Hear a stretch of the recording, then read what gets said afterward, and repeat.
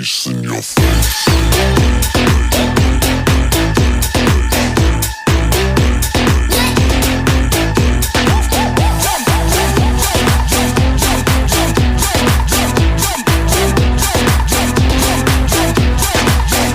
What the hell is going on down there? What's up guys, hello, welcome everybody to my channel Journey with Jakey.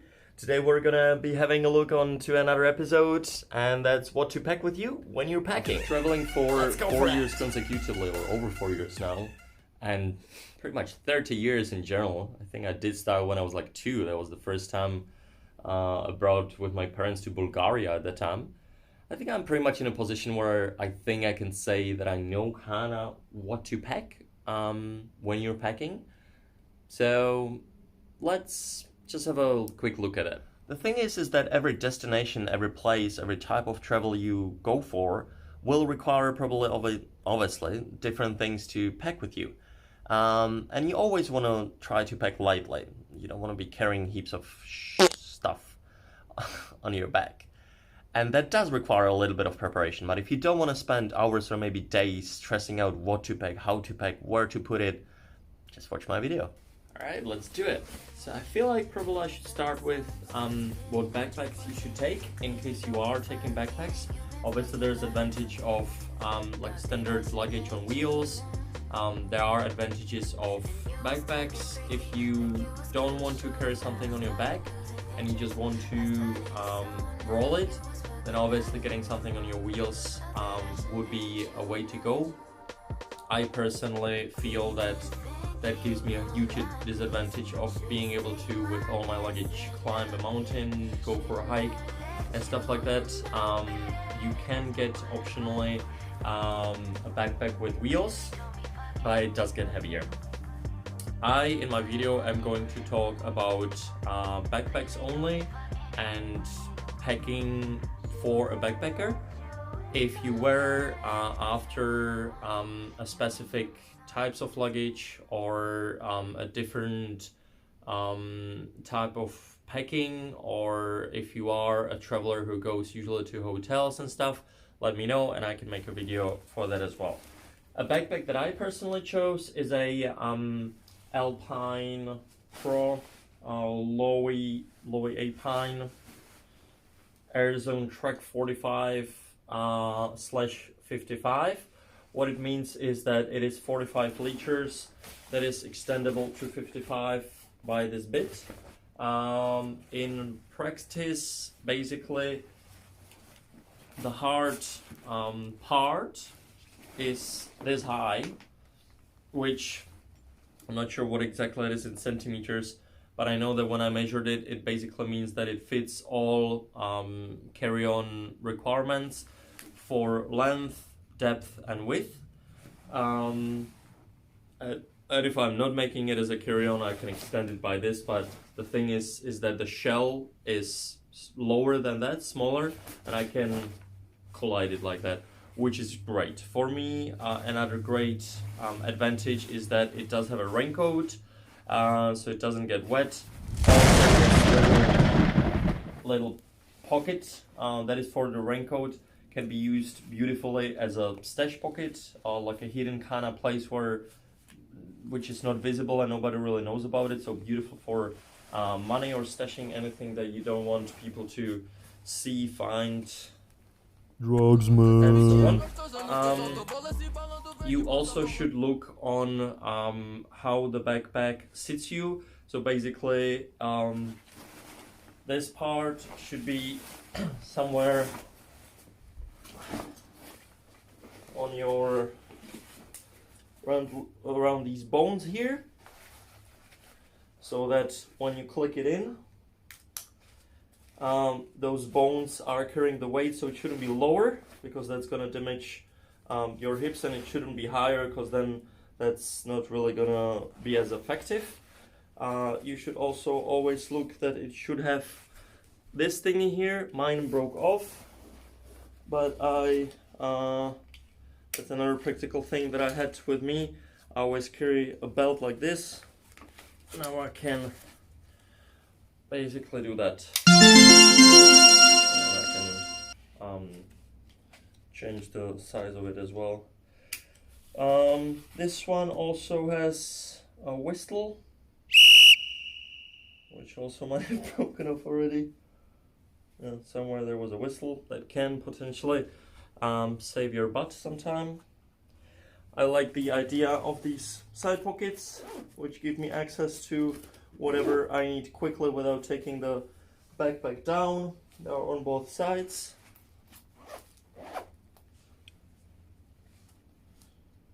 And just heaps of pockets, which is great. So I like that it's got an upper pocket from outside, upper pocket from inside, then one big pocket here, and one front pocket.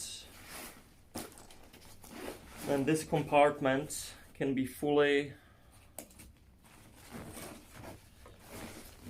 opened, so it basically serves as like a classical luggage. I can fully open it, and then inside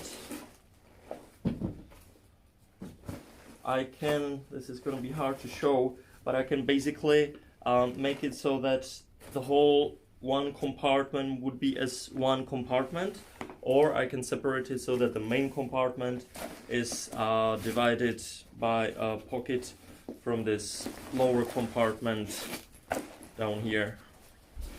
So you can have it as one little and one huge compartment, or one huge compartment, which I think is great. Like this backpack really gives you heaps of options, with also all bunch of different other thingies that you can like hook different hooks on, and it's practically indestructible. Like I've been traveling with it for 4 years, and it literally hasn't not only broken down, but like not damaged, nothing.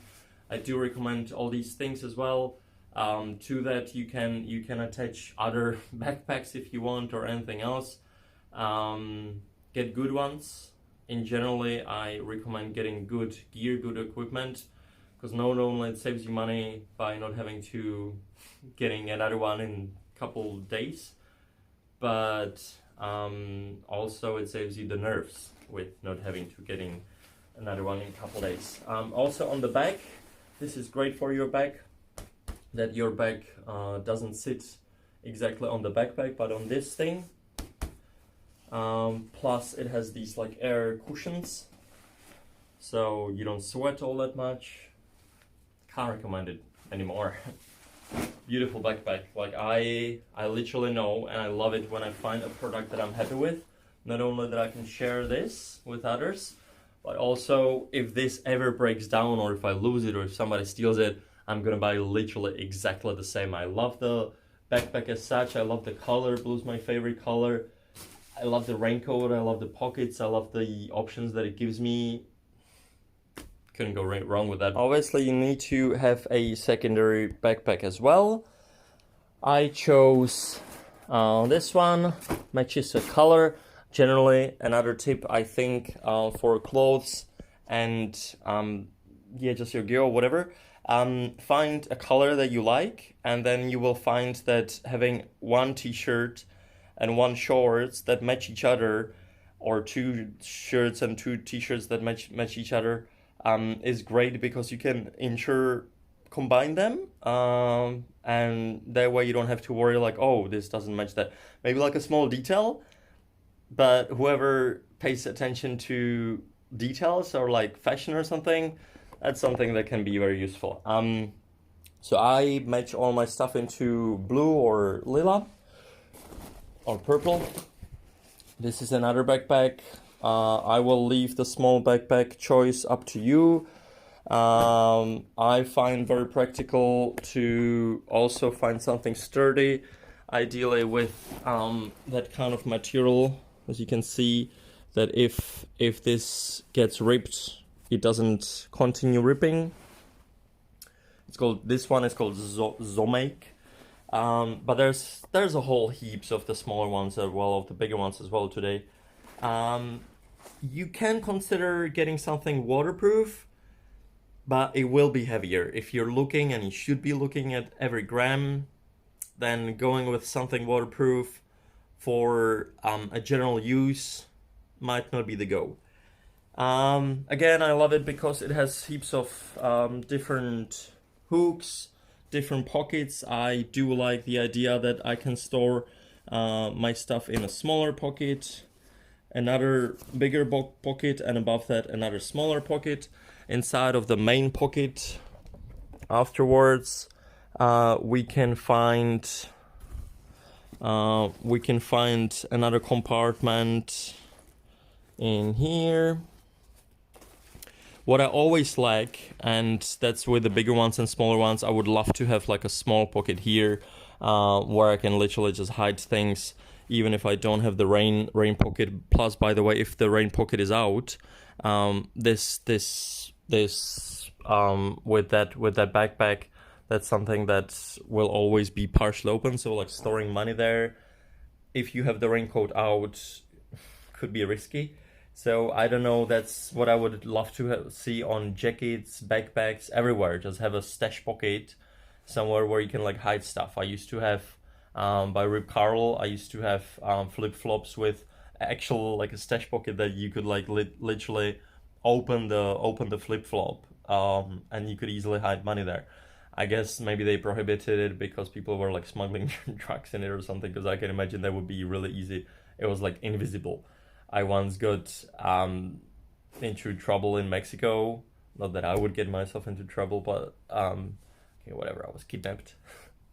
Long story short, and they took everything from me. But obviously, nobody would be taking your shoes, so they left my shoes.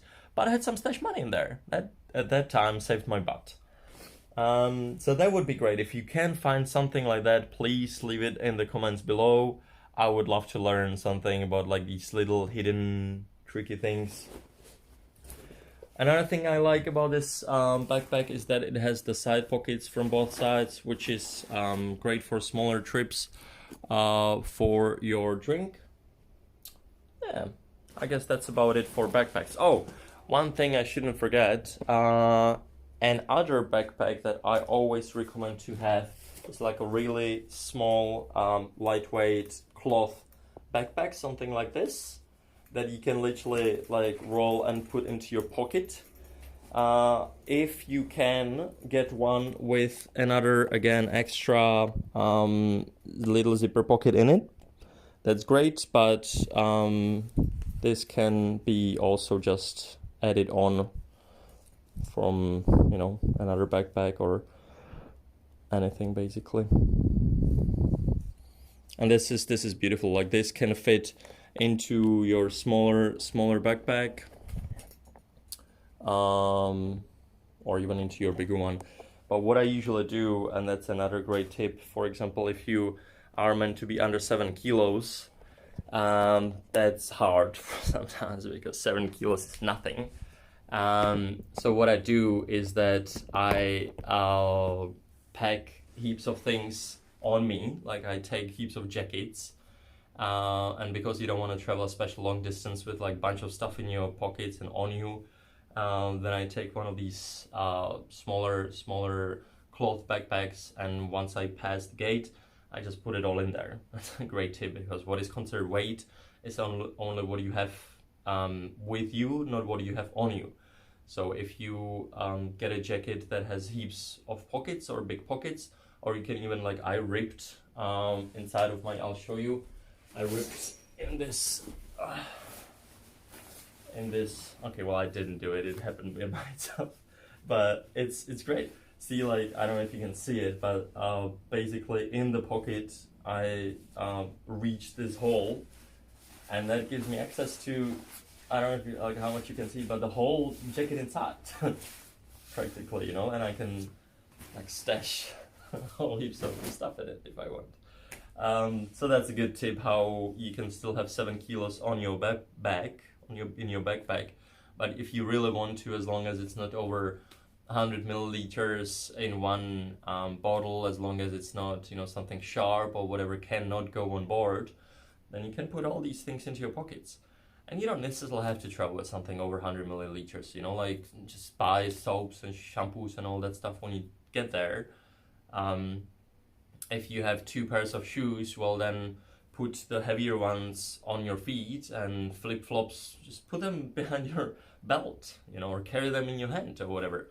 Nobody can tell you anything about that.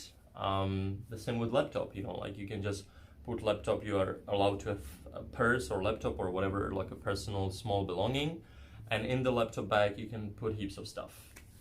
If they are going to weigh it, and they tell you that that is overweight with the combined kilos that you are allowed to have, well then take it out, you know. If there's undies, then put 5 pairs of undies on you, all socks that you have on you, 2 pairs of pants on you, you know, 5 t-shirts, put it all on you.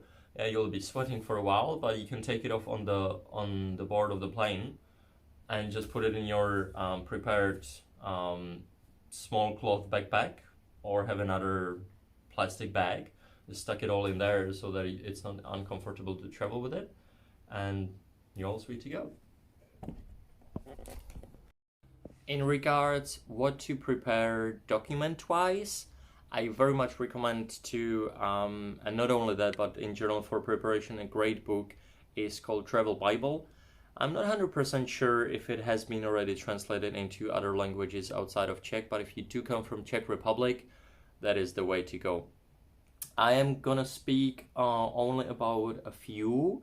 I'm happy to make another video or maybe write a blog about that if you are interested in like how to book flights, what kind of documents to prepare. That would have to be in a separate video because it would be a lot. What I recommend to do is definitely getting multiple passports. In general, for traveling, this is a great thing to do.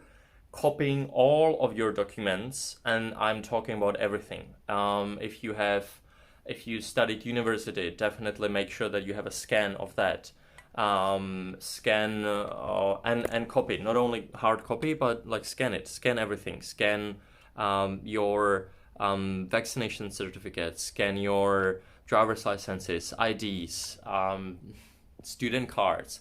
Scan it all, have it, and set it all to your email in one package. Everything that you can come across, you can do that. There's also applications where you can, for example, in Czech it would be Stockart. For international ones, I'm not sure, but there are heaps of applications where you can also photocopy and scan your documents. I recommend looking into that. With the passports, not too many people know that you can have multiple passports. Having one residency or like one nationality, you can still get multiple passports. The only thing you got to tell them is a reason why you need more passports. For example, if you're planning a huge travel, if you're going to travel around the world, one of your passports is going to expire soon, well then that's a good reason why to have another one, right? So each of your passports, you got to justify why you need that. I got myself 4 passports because one of them was going to expire soon, so I got another one. I told them I'm going to travel the world, so I will potentially need after that another one, after the new one is going to expire.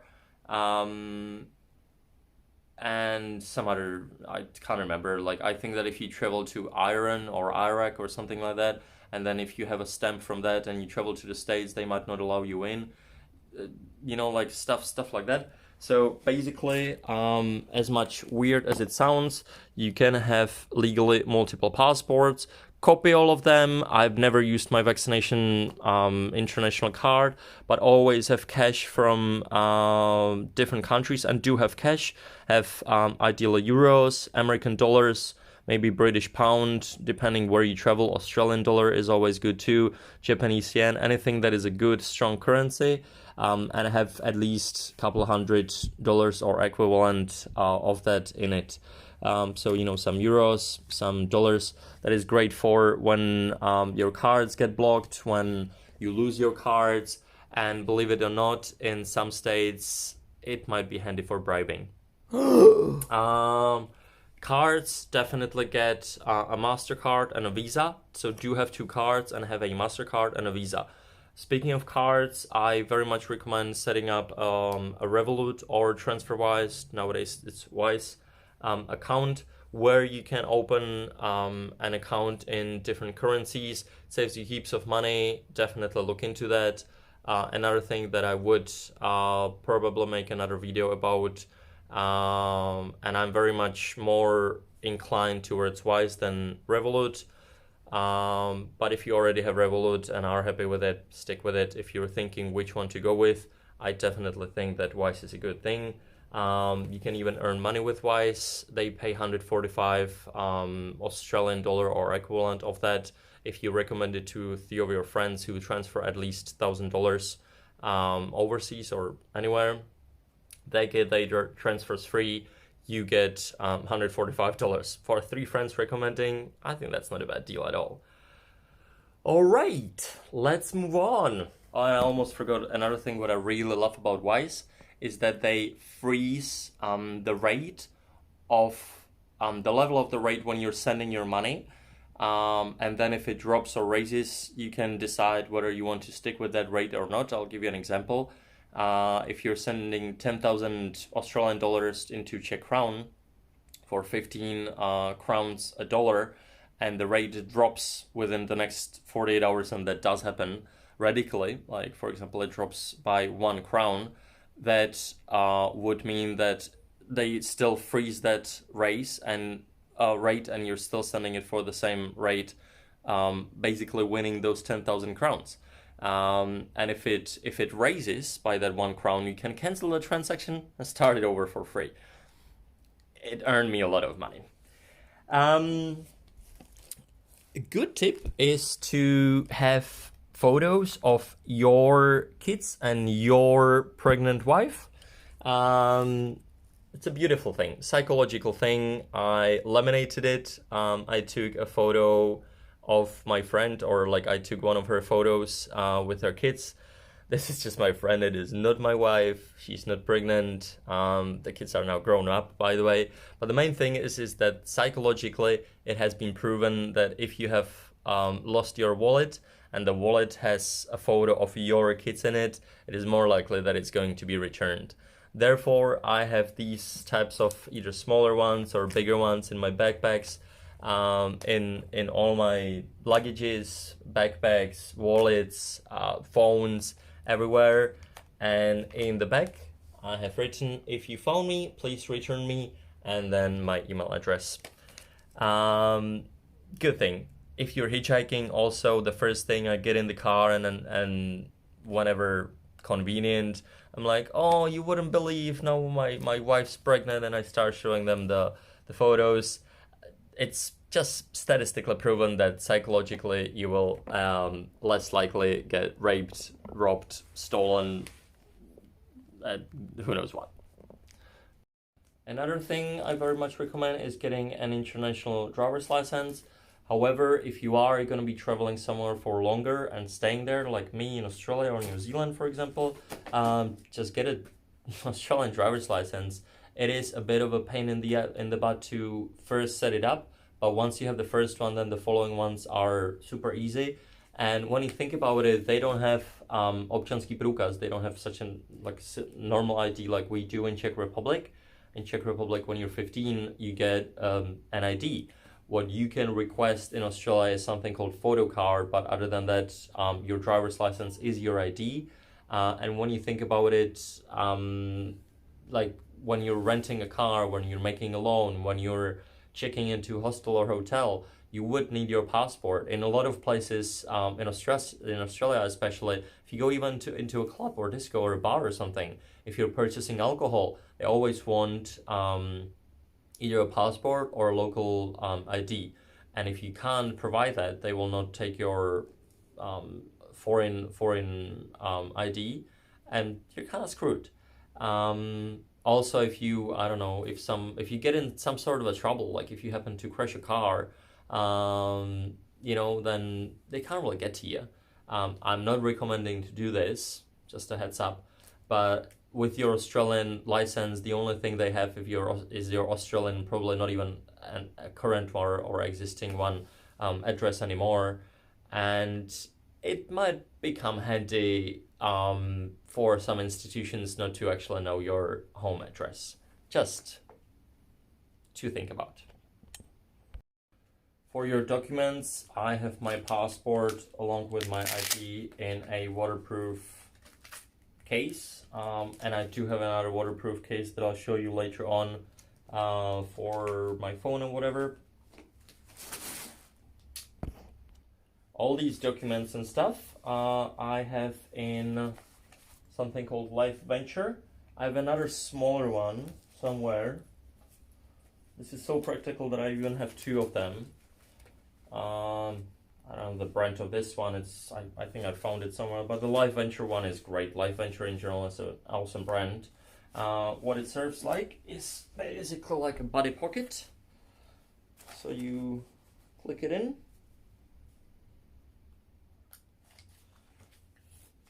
And it's under your t-shirt, under your shirt, under your pants if you want.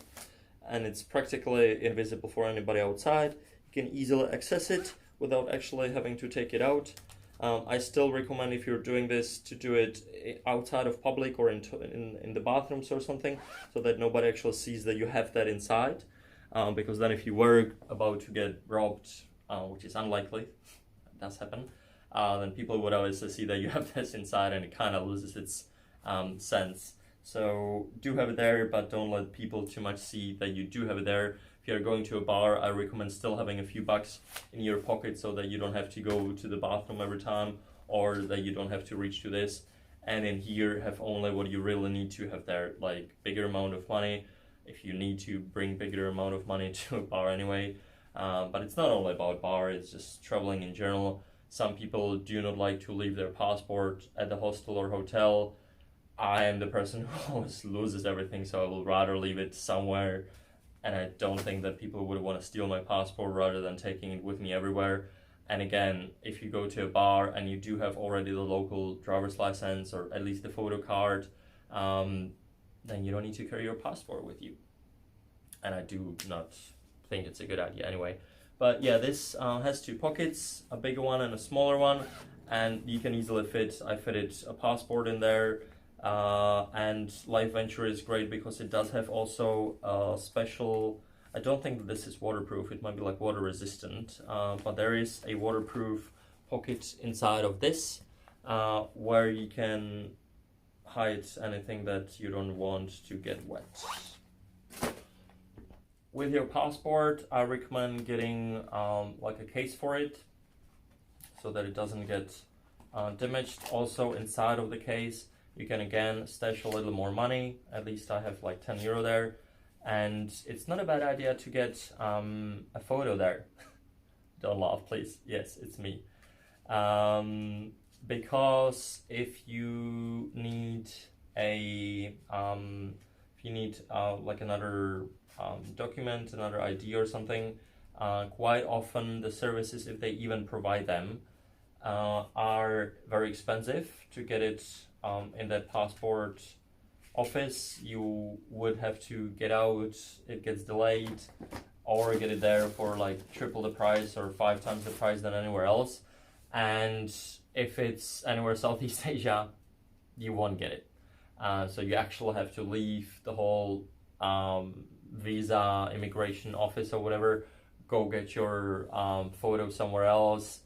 It's just heaps complicated. Like in the Philippines, for example, it does get, or in Indonesia, like you have to go 3 times for the passport anyway, even if you have all your documents ready. And if something like this happens, then you still have to leave again, and it's quite often not even next door, the immigration, and it just gets heaps complicated. So having like a ID size, passport size photo is a good idea. Can save you a lot of time and money. And then yeah, like I said, if you have any other certifications, so I have certificate for absolving first aid certificate, anything like that that you think might become handy, especially if you are going to stay somewhere longer and consider looking there for work, bring it with you. Although, heads up, Australia, I don't know how it works in European countries for work, but Australia, for example, New Zealand is the same. If you did, I don't know, a bartender school, if you did a first aid certificate, they will still want you to redo it and have it in the country where you're applying for that job. However, it might be handy to have it with you. I think that if you are going to be as lightweight as possible, what I said before, scan it, have it in your email, don't carry it with you. All your CVs, same, you can have one ready in your email in PDF and in Word so that you can edit it and then edit it accordingly to whichever job you want your CV to be focused on, and then just print, I don't know, 100 of them and go door to door and hand it to businesses. I always have a pen handy, and because I'm a fancy bitch, I have a sword. No, that's just because that was the only one that I could see with this device or with this thingy. I like when things are multi purposeful. What's the word? Or what I mean is when, you know, like for example, a pen with laser or a pen with a USB. So I have a Swarovski fancy pen, by the way, heavy as fuck, so not great. But it does have 16 GB USB thingy in it, so I kind of thought that that might be handy. By the way, in 4 years of travel, I've never used it. But when I think about it, I haven't used it because also I always had it in my big backpack, not my smaller one, which I always carry with you. If I had this with me, then back then when I was scuba diving, I could have actually put it in the computer where they would be able to download pictures on it. All right, I'm gonna be talking about like travel items, travel devices, travel tricks, whatever you want to call it. After that, we'll move to sleeping things, camping things, probably even clothing and stuff. I might be jumping sometimes from a topic to topic because it's just kind of hard to like separate it by groups, like what to do for sleeping or what to do for camping. Because headlamp, like where are you gonna put it? Is it camping? Is it sleeping? Is it what? So I'll be rather talking of these things like one by one, how they occur to me as how important they are. Also, I quite often divide my things into having the same thing into my smaller and into my bigger backpack. For one, if I lose one, I still have a backup, especially with the important things like headlamp, for example. Second, I don't always have to like repack if I'm going for a bigger trip or if I'm going with onto a smaller trip with my small backpack. Yes, of course, it means that it's double the weight, but come on, like how much does a headlamp weigh? Of course, I'm not going to have 2 sleeping bags.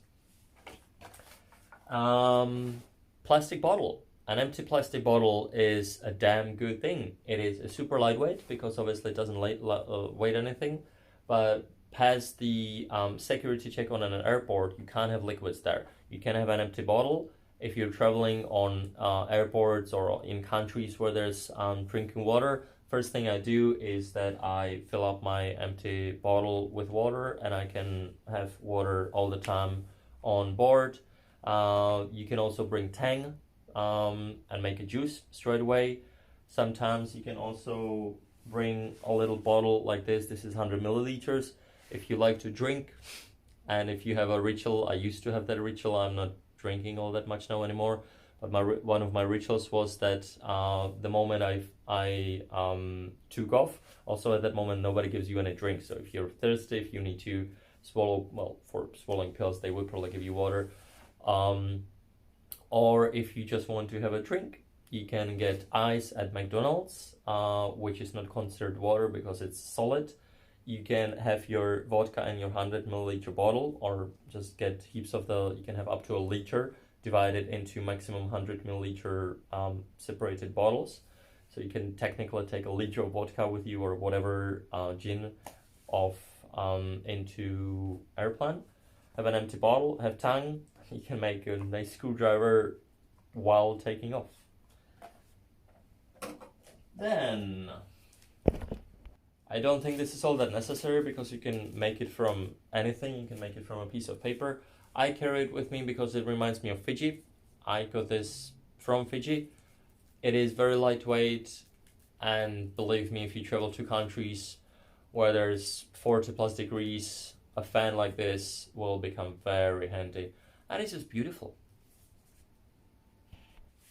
I already mentioned a strip like this, so I had it before actually that strip-on thingy broke down. This can be handy for a lot of things, for carrying an extra bag, for holding somebody onto something, I don't know, super handy.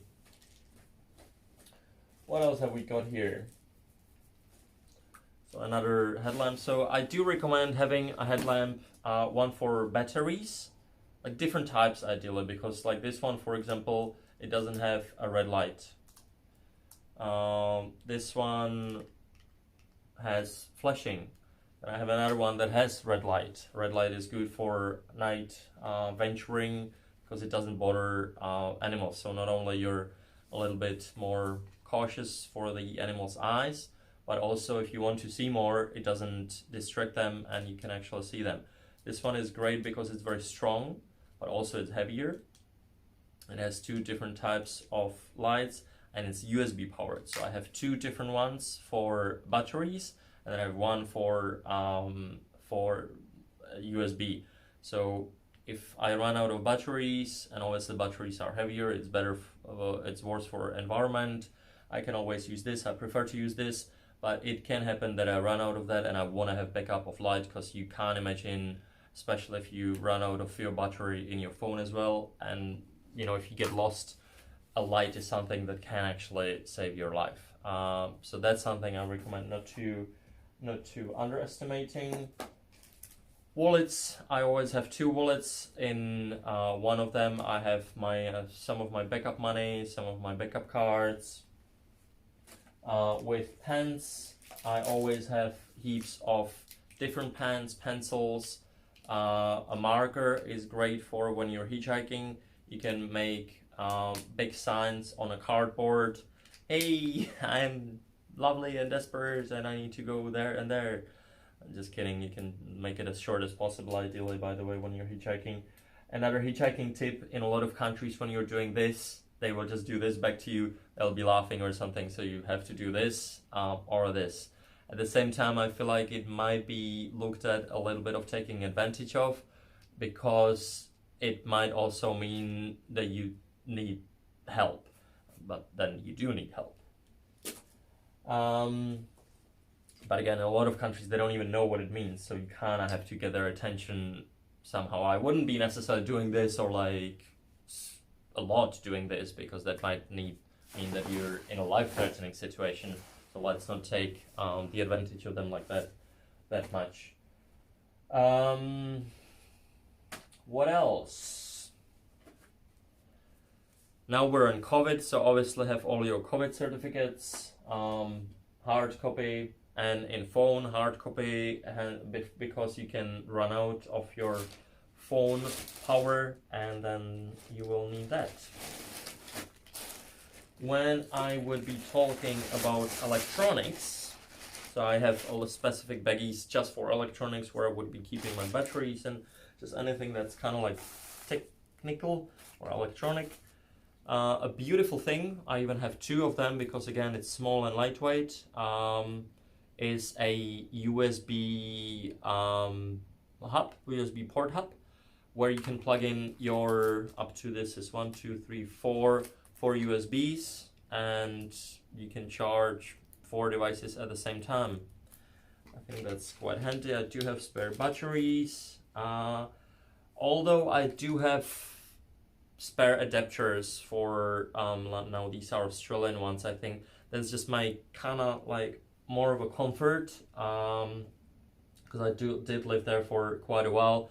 But if you're just passing by through a country, you can get a universal one, universal adapter with USBs, all sorts of different ports, all sorts of different thingies, European ones, Asian ones, American ones. Really cool thing. It's quite lightweight, and it's very, very handy. If you're traveling by car or even hitchhiking, I recommend getting your own car charger, ideally with one that has at least 2 of those things and fast charging. So if you get picked up even for 5 minutes, and if you have 2 phones, which I do recommend, again, having something that's such an important thing like a phone, get two phones. You can charge both of your phones at the same time, or your phone and a camera or whatever else. A lot of drivers don't have that, so you can ask, can I charge my phone, and have that ready in your hand, not somewhere dug down in your backpack, so that the moment you get picked up, you can straight away start charging without having to look for it. Headphones, not only for listening music on your phone, but if you are gonna rent a motorbike, or if you're gonna be traveling on just a bicycle, this is great because you don't have to watch or carry your phone in front of your in your hand, but you just listen to the directions that Google gives you through that. Different adapters, if you come across a computer, if you don't have your own laptop, then the moment you get to a bigger city, if you do couch surfing with somebody, and if you don't know what's couch surfing, again, you can comment and I'll explain in another video. Then you can put it in a computer the moment you get to one, and then have a USB with a really large memory and put it there. On the other hand, today you have clouds such as OneDrive and similar ones, Google Photos, and you can store your photos automatically on those. That is a very good thing to do.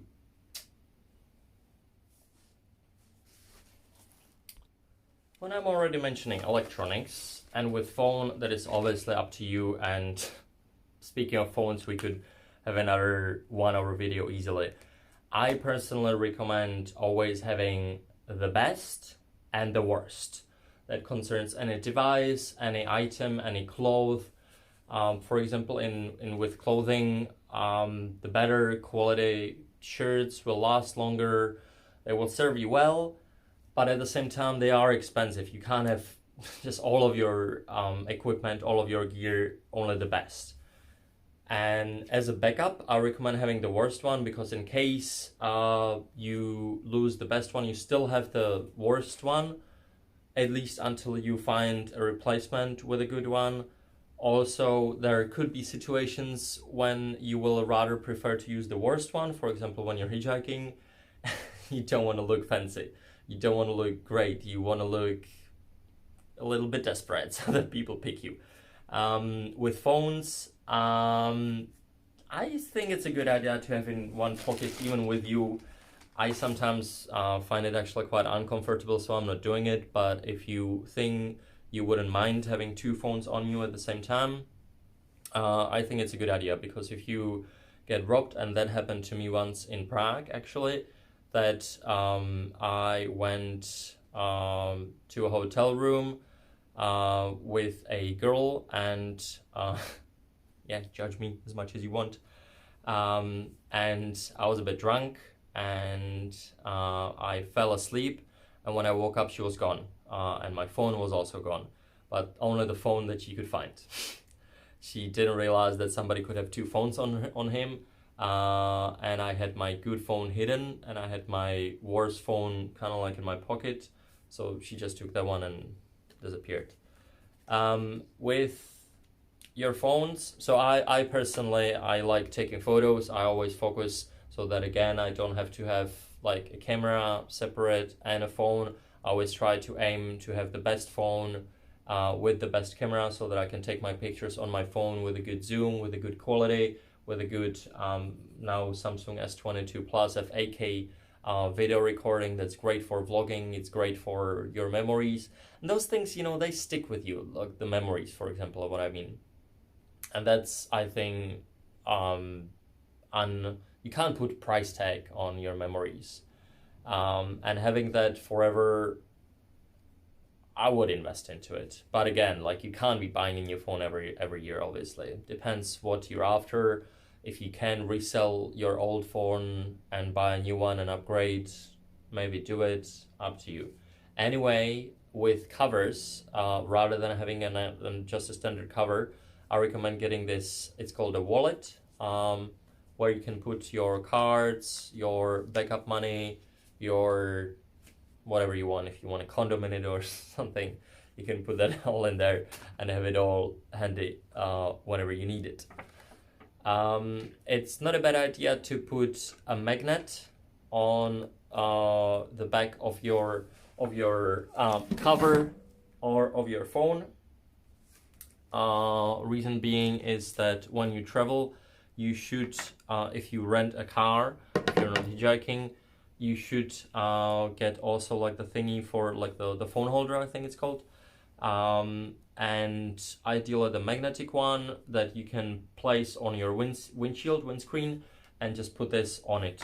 I think it's super handy, and again can save your life without having to look who knows where, looking for your phone.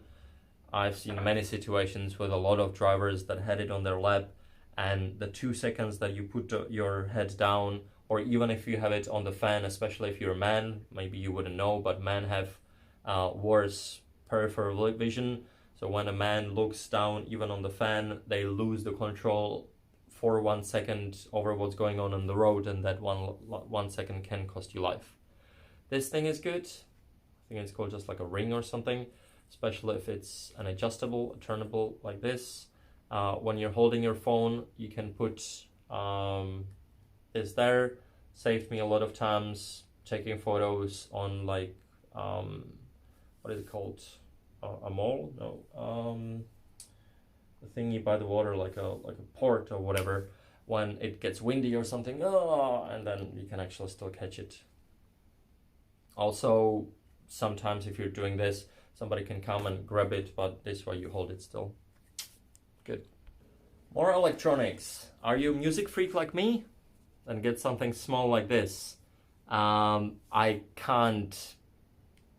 That's my love. My JBL. It's beautiful because it has this clip-on. You can just clip it on your backpack and just wander around and hike and listen to your best beats. It is really loud, actually. It gets very loud. You can skip songs, you can play it, stop it, pause it. You can even answer phone calls with it. It's got Bluetooth, so you just hook it up onto any device that has Bluetooth. You charge it with a micro USB. It's waterproof, it's shockproof, and it's not that heavy. Like this one's about like 200 grams. So if you are looking at every gram, you might be just as happy with the speakers of your phone. I can't, like that's beautiful. As you can see, this other port hub is a little smaller. That other one is more powerful though, so again, depends what I want at that current time. And all my adapters are adaptive fast charging as much as it's possible. This one is output 9 volts and 1.67 amperes. By the way, if those numbers don't tell you anything, basically what you do is that you multiply volts with amperes, and the higher number you get, the better. Today, usually you get 18, 15 is minimum you would want. 18 and plus is already like good fast charging thing. For your phone, if it is not a waterproof especially, but even if it's waterproof, I still don't recommend putting it into salt waters. And if you do happen to do that, don't forget to rinse your phone, camera or whatever. Or you can just get one of those. Magnetic one, beautiful, never disappoints me. I just put my phone in there and it automatically closes. You can put it on your hand, on your neck, or wherever you want, or you can just put the whole thing in your pocket. If you have shorts with a zipper pocket, I will talk about clothes later. And yeah, it's just a good thing. I mean, don't forget that even if you have a waterproof phone, it still can get sand in it. If you're sleeping in a tent on a beach or in a hammock on a beach like me, especially if it gets windy, you'll always get sand in your tent, in your hammock, and in your phone. So have these things with you on you. I have a third phone as well, like that's a very shitty one, but I know that if I really need it, it's there. And the worst scenario is that I just throw it away or give it to somebody, like let's throw like a $50 phone. Power banks we talked about. Lighter, yeah, always have a lighter, especially if you're a smoker. Just have, you know, smaller lighters, but be prepared that on most airports they will not allow you to have it in your checked in, and they will as well not allow you to have it in your carry-on. Sometimes they see it. I wouldn't invest too much into lighters because most likely they will take it away from you. If you do have it in your checked in luggage and you don't say that you have it there, I have never experienced that they would actually like take it out or find it, or I would get in trouble. And I always travel with a lighter in my both carry-on and my checked in, because it's just a good idea to have fire on you for multiple reasons. But what you can do is get around with it with matches, and just have matches. I will later show you that you can actually get also a windproof and waterproof matches. Earplugs. Have lots of earplugs, especially if you're sensitive to noise, if you like sleep. Those things can save your ass, I can tell you. I always carry lots with me, and I usually have those plasticky ones, and then I have these like a gum one or whatever, which are actually meant to be for swimmers. So what I do is that I put this one first in, and then I put that one over that. I wouldn't be doing it every night because it's potentially harmful for your ear, I think, or maybe not, I don't even know, but it just doesn't feel healthy. But if you want to have a good night's sleep at a hostel or a train, on a bus, on an airplane, it's handy. Obviously one of these is good, especially if you don't like light. I don't mind light at all that much. For me, it's mainly the noise. If you have glasses like me, do make sure you have one of those. So what you do is that you attach it to your glasses like that. And then this goes behind your head, and then you can change the size of it, and that can very much save your glasses. It is better to have this one that you can actually change the size or attach it, rather than one that doesn't have it. In that case, I had to make like a knot there. It still works, but it's not great. I'm looking if I have another one here somewhere. I had one more somewhere. So I have a lot of these. Like, I don't know how about you, my glasses cost like $600. This cost $5, and it happened to me already that I went with my glasses in Spain into the ocean, and I just turned around with my back towards the waves, and yeah, wave. And with my 8 trees, I obviously couldn't see anything underwater. And my friend who came to help me, she was kind of like looking for it, but with her eyes closed. I still don't understand, even until now, how did she think that she would find it. Well, obviously that got lost, and I lost my Ray-Ban glasses with like thinnest thinning and reactions and stuff, and because I'm so blind, like, they do cost a lot. And I'm already talking about glasses. Don't forget your goggles. You don't have to have big like this, but if you have glasses, and if you can't see anything without glasses, then you can either get contact lenses and then get any goggles, obviously, or you can get goggles. You can potentially get like a whole face mask that covers your whole, well, guess what, face. But it's very heavy. It's huge. But it's great. Like, I tried it once, and it literally allows you to swim even with glasses on. Or you can try to find something that will eventually suit you. I have been looking for it for my whole life until I found a pair that does actually fit my face over my glasses. And then, although this is exactly the same type, it still doesn't work for me as well as the original one that I tried. So in Fiji, after my literally whole life looking for something like that, I tried on a pair of glasses, and I was like, the water is actually not getting in it around the area that obviously can't be directly on the face. So I figure out what type it is. I bought them, not cheap, for $70, not light. And now it's not working the same as the other ones. Although it's exactly the same type. So I don't even know what glasses these are. A tip, like if they have the separation in the middle, they will not fit over your glasses. If they don't have that, they might potentially. But this glass is the heaviest part, and there's more glass in that. Also, if you have a really good ones, the better ones, you will have the heavier they are. So this is something I can't really use properly, but at the same time I'm hesitant to throw it away because they are still like usable. I just have to kind of like hold it from both sides, and also they costed me like $70, so it's not something I just want to throw away or give away. This is quite practical if you're traveling by car, if you want to handcuff somebody, or basically anything you would think of using it for. I'm sure that everybody knows how it works, so you just put it through. It goes one way, it doesn't go the other way. So, and it's very strong, like you can't tear it apart, you can't rip it.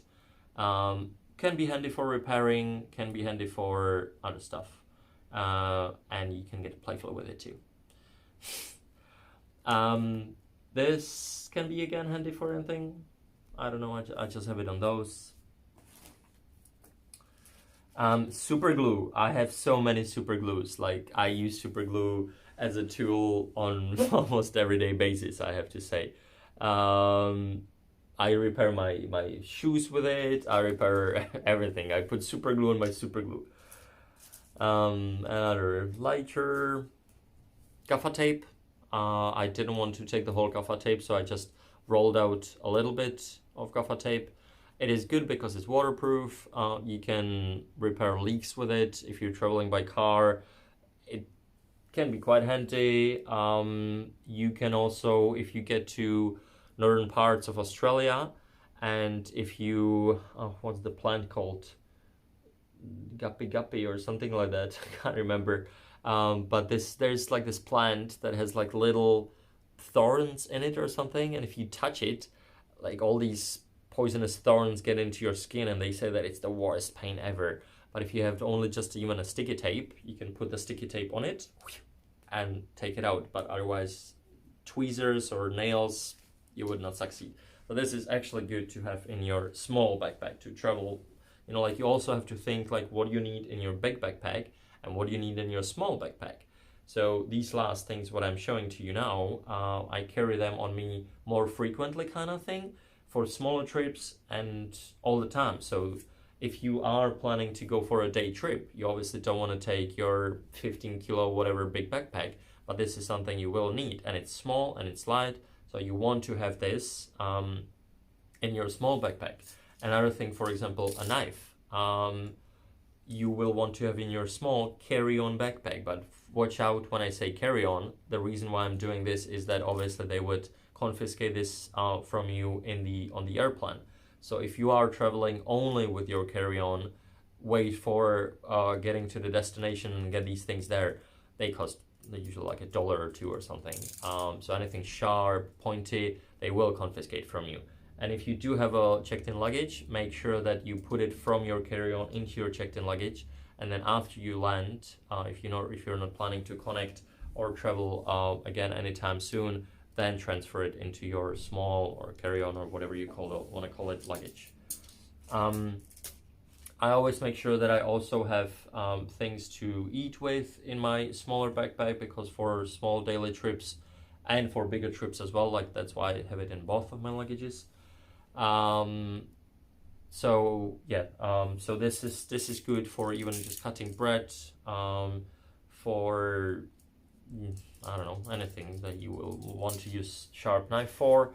And then I have smaller knives as well, or not sharp knives as well. So I have a lightweight C2 Summit is good brand for generally traveling things.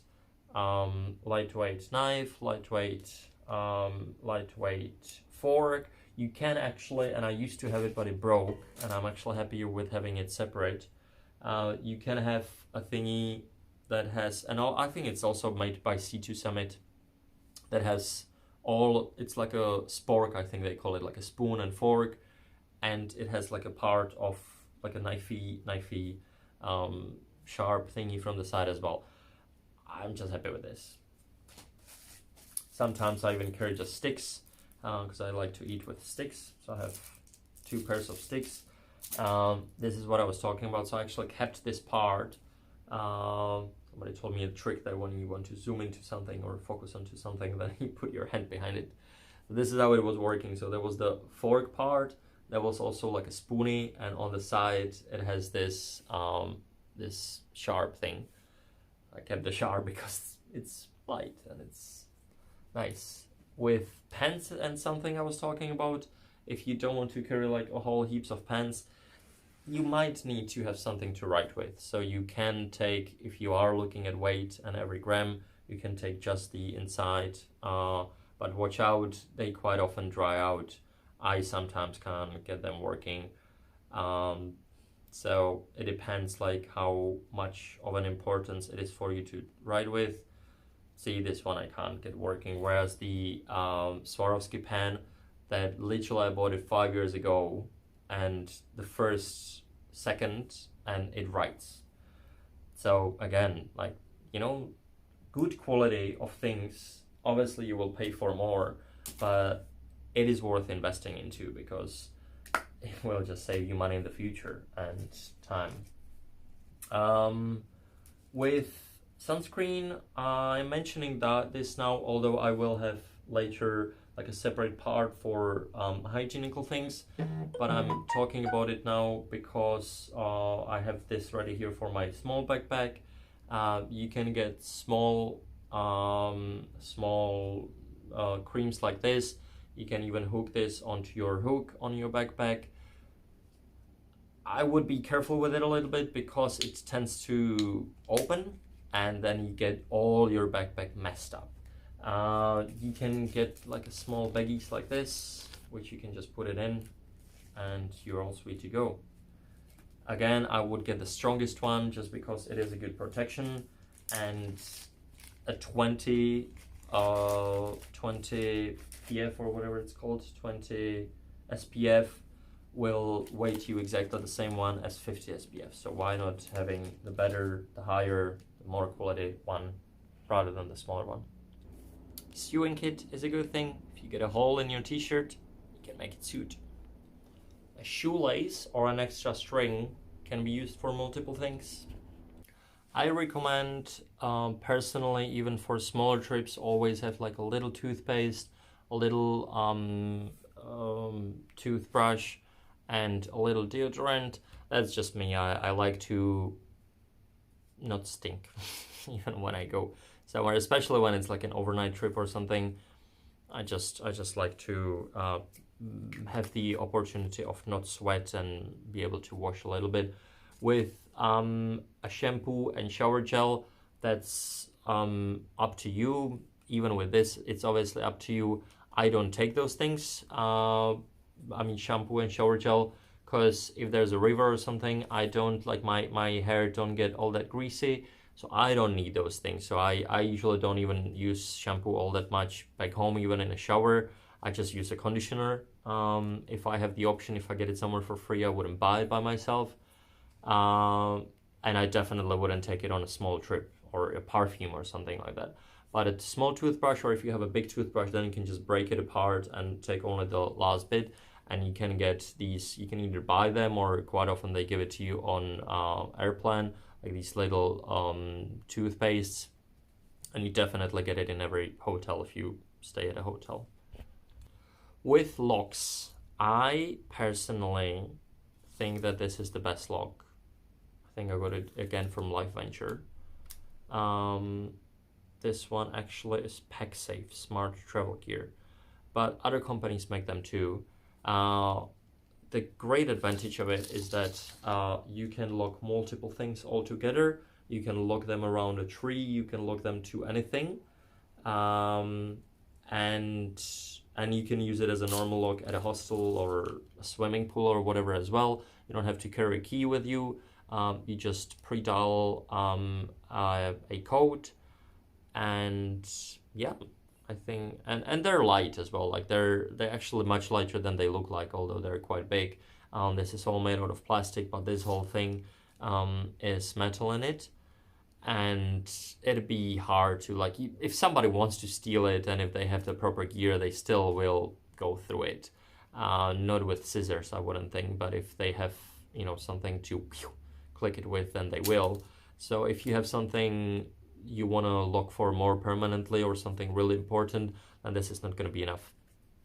But for, like I said, locking multiple things all together, it's perfect.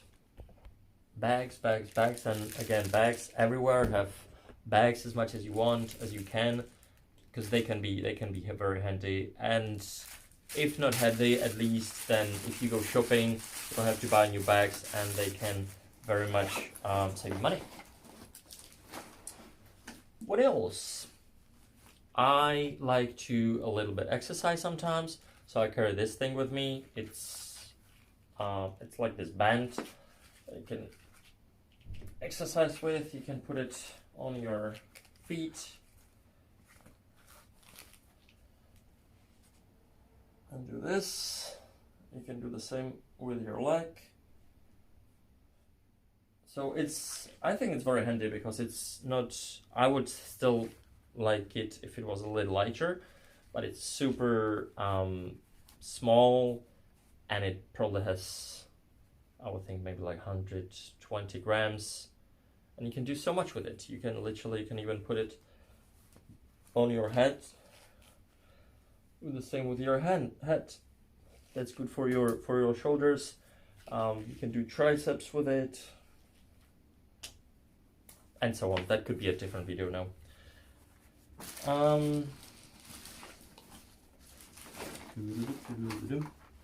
With perfumes, if you do need to take a perfume with you, but come on, don't be, we're travelers.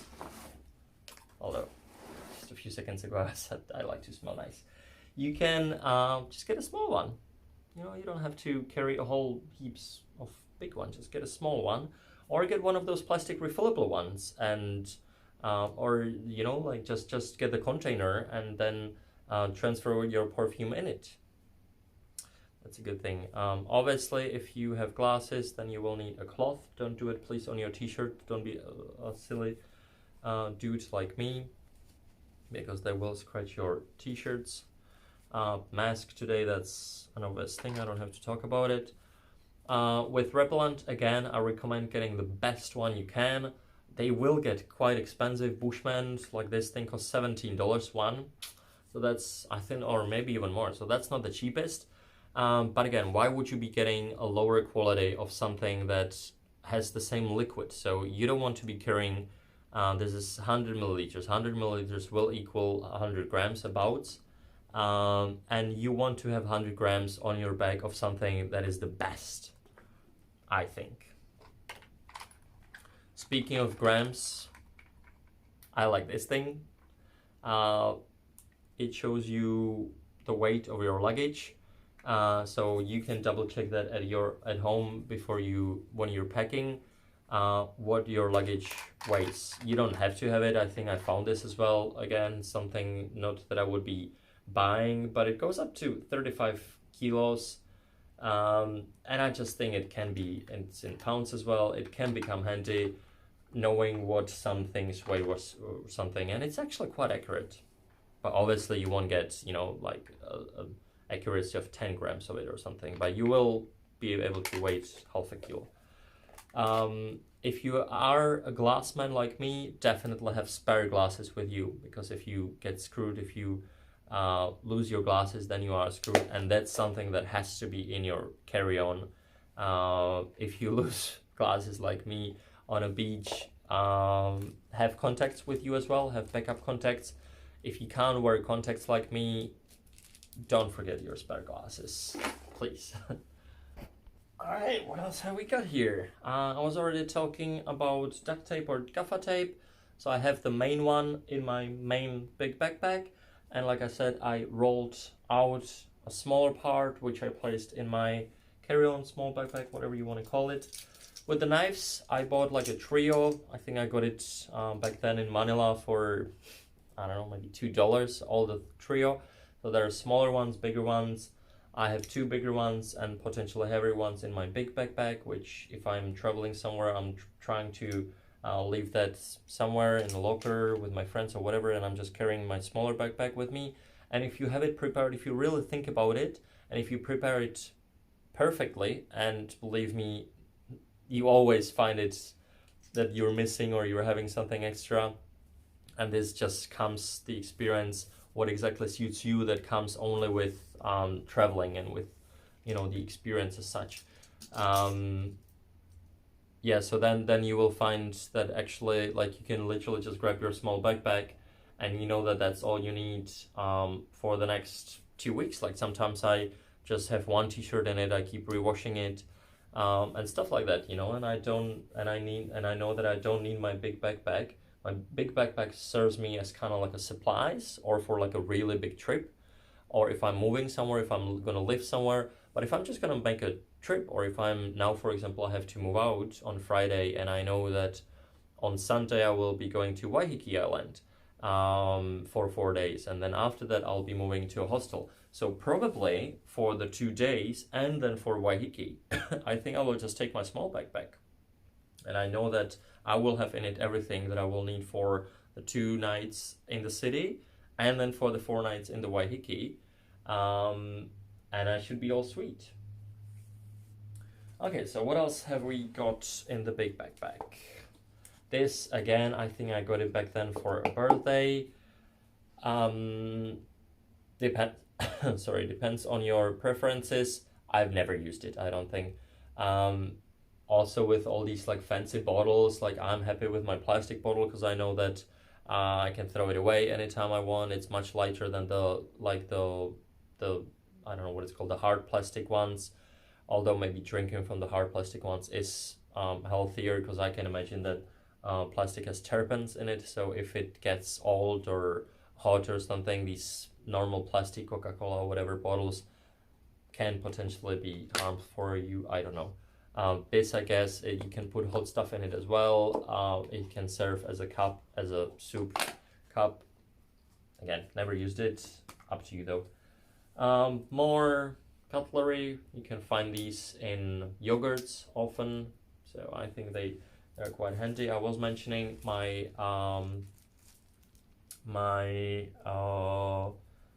matches, waterproof matches. I had the whole pack. Like it's a whole pack that you can buy, and I never used them, and they're actually quite heavy. So I thought I will use just last 3. If I had all of them, I would probably show you how it works, that you literally can't blow it down. There will be videos of it online if you really need to. But it's good. Like if you probably dip it in water, I don't actually even know. I think that even if you dipped it in water, it will still keep burning. So definitely in rain or wind. Again, I think it can potentially save your life. Maybe. I have another Life Venture here. Oh, this one is Life Venture. I see now. So I have 2 different brands. I have Life Venture and the other one. More knives, more lighters in my big backpack. This one is a sticky tape, not a gaffer tape. Scissors. Those are all things that I can't imagine I would be needing for my like a smaller trip, also because most of them I already have in my big backpack. More of the sticky glue, what is it called, super glue, a candle. You can make romance with it, but mostly if you are trying to make fire, so rather than using up your gas and potentially screwing up your lighter with having it burning too long and potentially burning your fingers, you can just light a candle and put it under the whole thingy and it burns. More of these.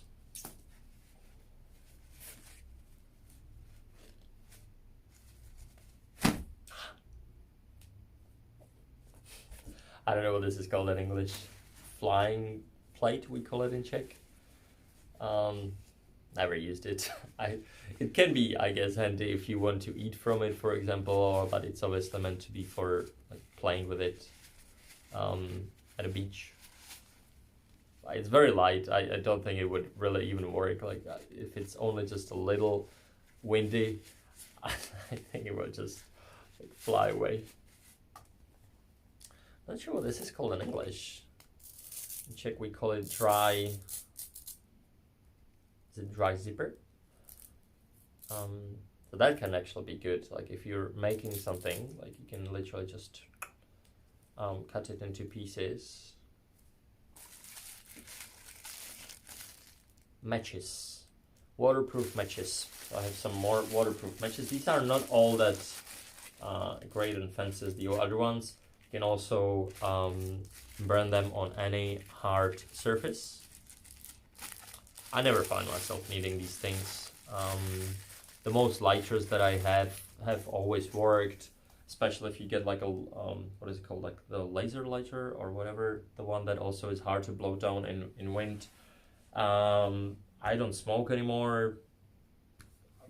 I don't know, like even lighters when they get wet, when they dry out, you can still use them. Yes, when they're wet, like I've never got lost or something, but I can imagine that if you crash on a deserted island and everyth's wet and you need to get dry on that day, then yeah, maybe you'll use it.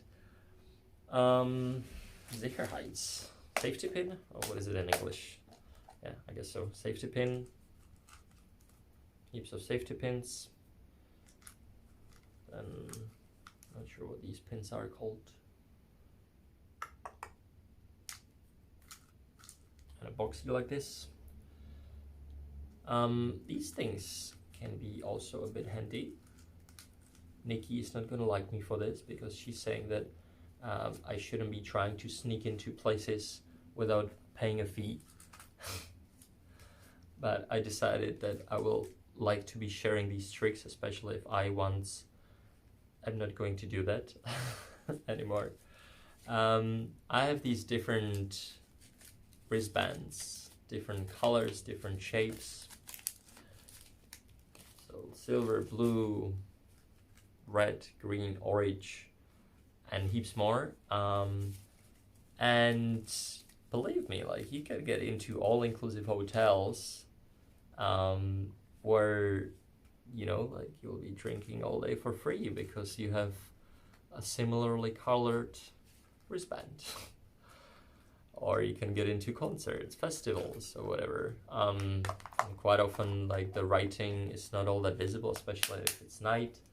You don't even have to show it to them. Quite often, they just like, they don't expect that you would have that. So even if it's like a similar color or similar writing, you just see that you have it and you're all sweet to go. I haven't, to be honest, used it all that many times because quite often I just forget that I have it. And also I have it in my big backpack, not in my small one. And even in my small one, like if you're going to a party or a festival, often in advance you don't know what the color is going to be. You can't like take a whole catalog or all the whole thing with you. So I've never actually, I think I used it like a couple of times in Mexico. That's good because like I was staying at a hotel on a beach, and next door I knew that they have, and our hotel wasn't all-inclusive, but I knew that the next door, I think it was Ramada Hotel, was all-inclusive, and I just walked there. I saw a bunch of people with like pink wristband, so I knew, okay, well, pink wristband means you can stay there and you're all-inclusive. So I was just at the beach, put on my pink wristband, and I could just walk to the beach bar. I was getting all these like pina coladas and mojitos and whatever I wanted, because I had similarly colored and shaped and looking wristband. By the way, I was like 17 back in then. Still have them. And the way how you can get to those is that you basically, they're called, the material they're made of is called Tyvek, so that's something between a plastic and paper. And most of the companies will be called also Tyvek or Tyvek wristbands or something like that. All you gotta do is that you just ask them for samples. You just tell them to send you like a sample book, sample example material. I don't know what it's called. You just tell them that you're interested in them, and they just send you one or couple of each color and each shape.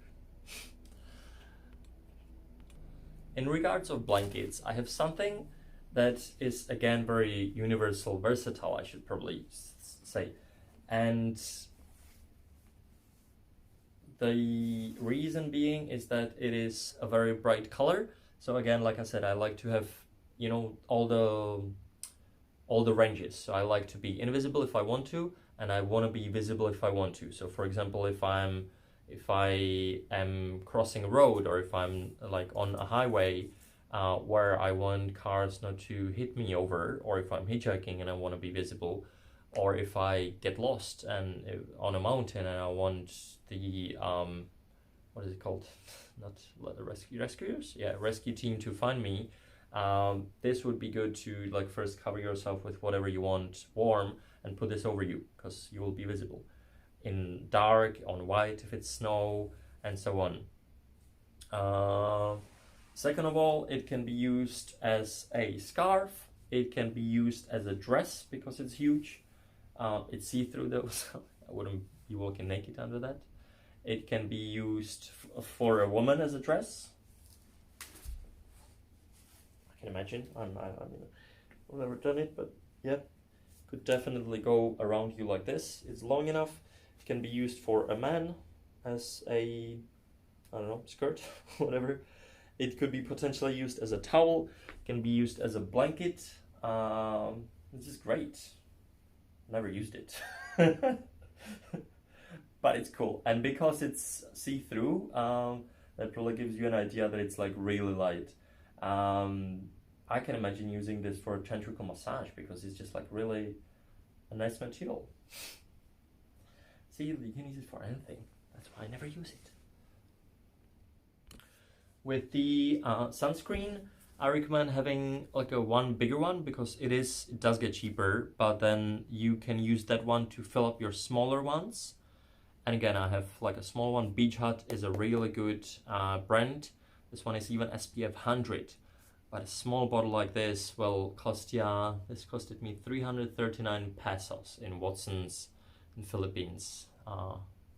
What is that in, oh, that's actually not that much. It's like 10 bucks, 10 Australian dollars, New Zealand dollars, I guess. But that is a lot for a 50 milliliter bottle. But a 50 milliliter, you can take it on a plane and it's not heavy and it's strong. So don't forget to have some backup local money also in your big luggage. Separate your money into more places. Careful that you kind of got to remember which places it is. I always, every single time I leave a country, I land in Australia and I realize that I still have 3,000 Filipino pesos. I leave Australia, I get to New Zealand and I realize, I still have this and that amount of Indonesian, what is it there, rupees or whatever, millions of Indonesian rupees. With obviously Australian currency getting to New Zealand, it doesn't matter all that much because like you can exchange it. But I could not get rid of the 50 Fijian dollar nowhere. In Philippines, obviously, because that's far, but even in Australia or something, like everybody was offering me 20% of the value of the thing. Indonesia the same, and then finally in New Zealand I got rid of it for something kinda decent. But like, I mean, if you're traveling from countries to countries and you find yourself in a similar situation, then wait until you get to the last destination. There's no point of which is what I actually ended up doing now when I realized it. I changed the Fijian dollar in Australia when I was traveling to New Zealand. So silly, like obviously I could have waited to New Zealand because what they do is that they, you know, like it gets more expensive for you to travel, to change Indonesian rupee into Australian dollar and then the Australian dollar into New Zealand dollar. I could have changed it to New Zealand dollar all the way straight away.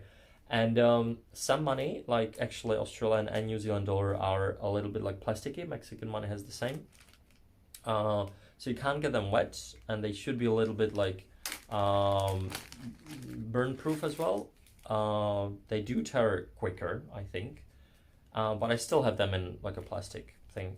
By the way, did you notice that a 50 New Zealand dollar has mushrooms on it? A bit more gadgets to go. A laser. Get a good one, not a shitty one like me that stops working. Got this in Indonesia. I could have thought that something for 20 bucks probably isn't gonna last too long. Anyway, if you get a good one, again, something that can save your ass. If you get lost in mountain or something, just let everybody know where you are. And also, it's cool to use it on a disco or something like, you know. Similarly, you can also get a device. I used to have that too, but that also broke. That you pull it apart, like you take out like a little piece out of it, and it starts making like a really loud sound.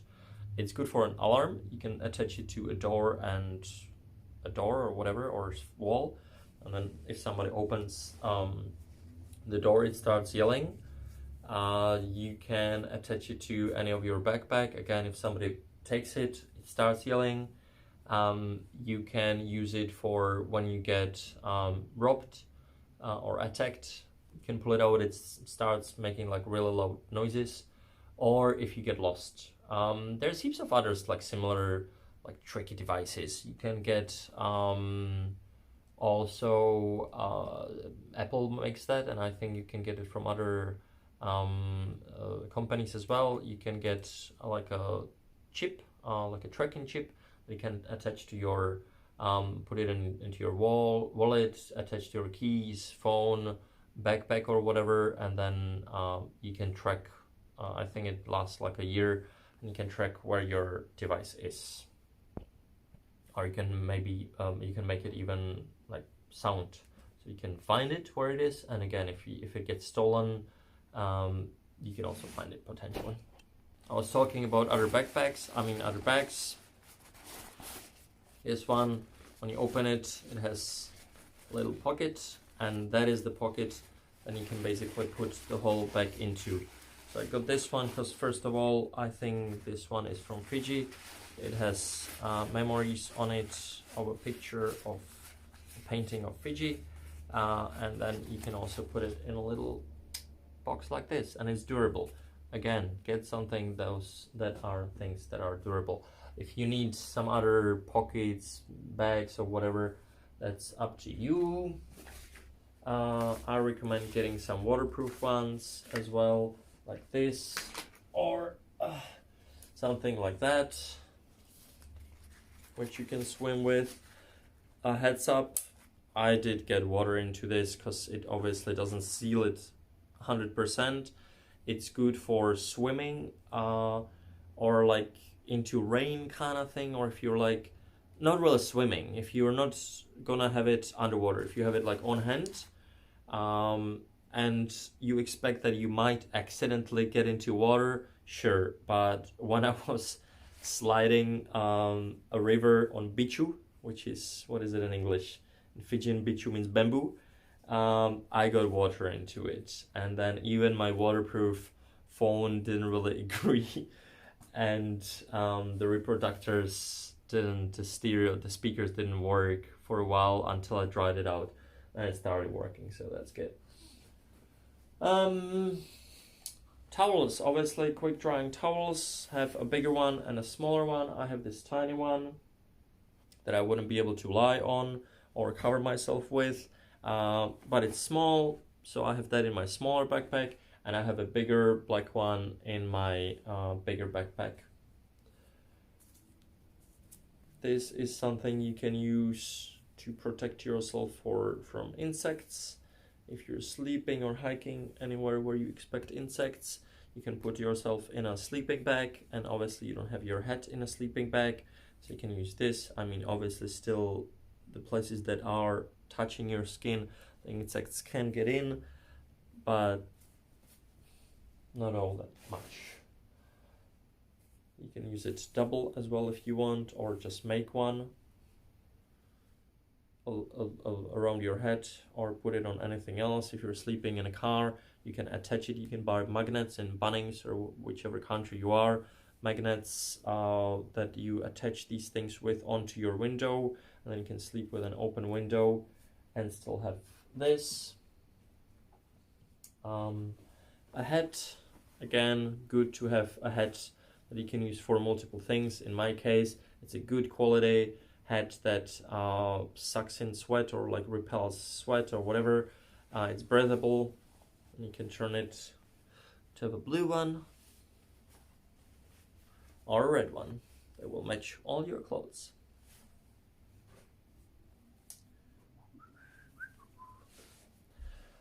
All right, this is my pillow. C2 Summit again. Surprisingly comfortable, actually.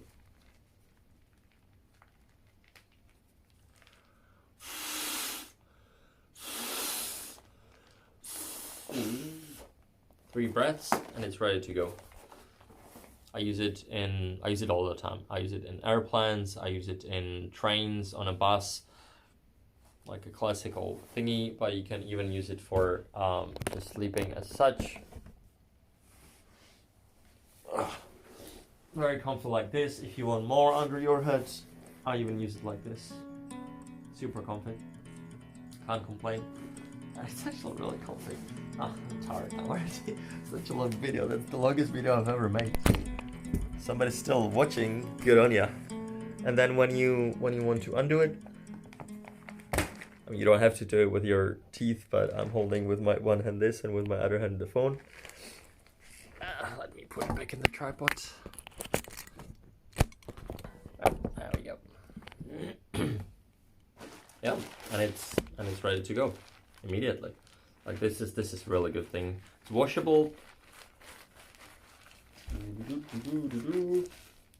So small, so lightweight.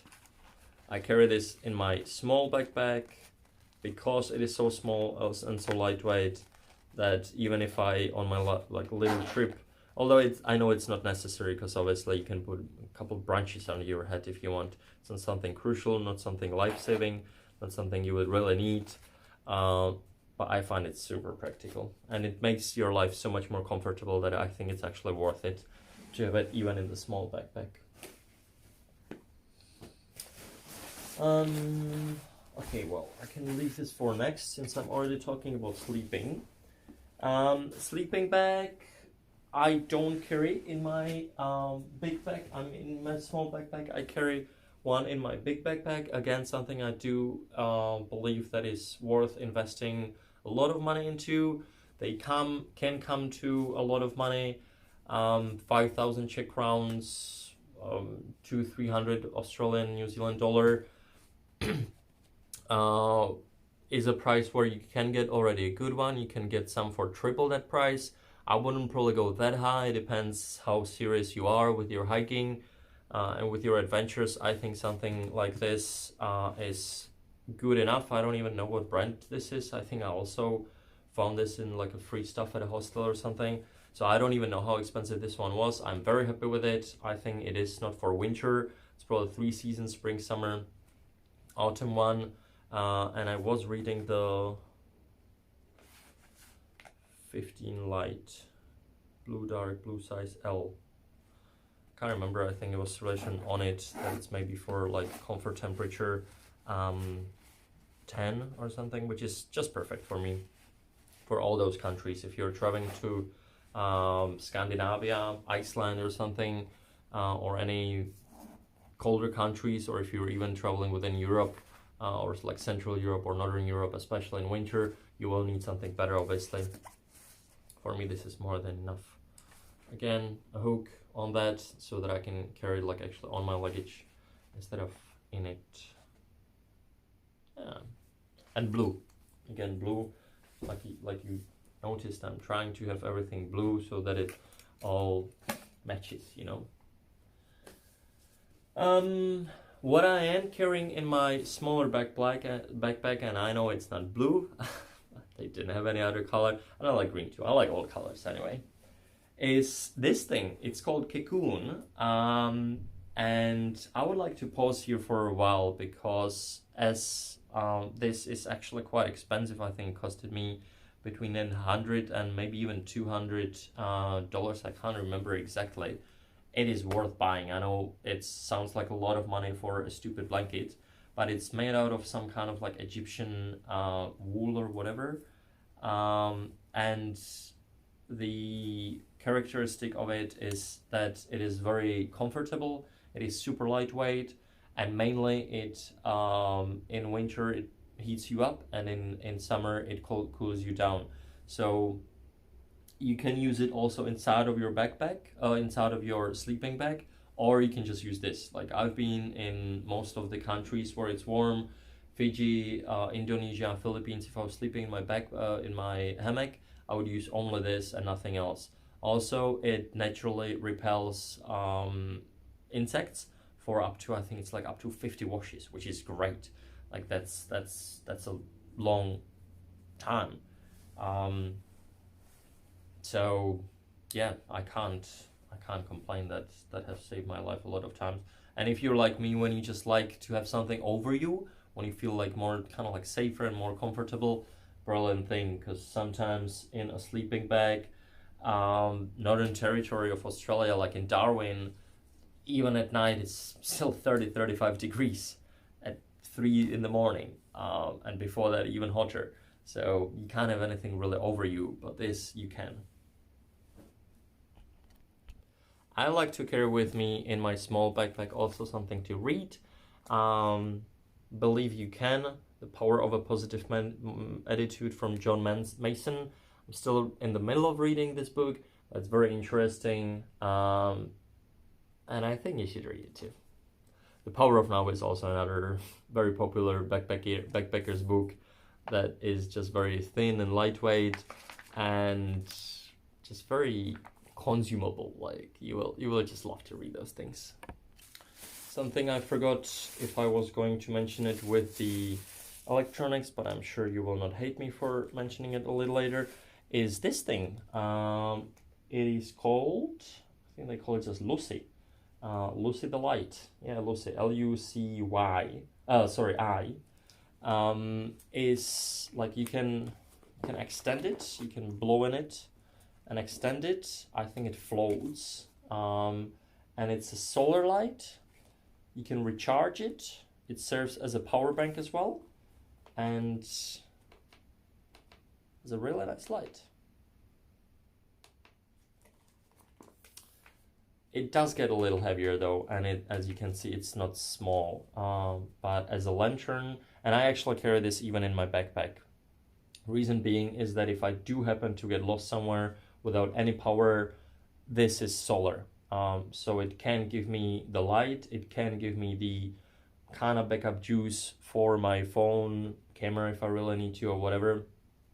But by the sun, it obviously takes a real long time to charge, but it would charge. Like if you crash on a deserted island, sun is gonna be your only source of energy. So I recommend to have at least one solar, whatever. If it's a solar power bank, they do have those as well.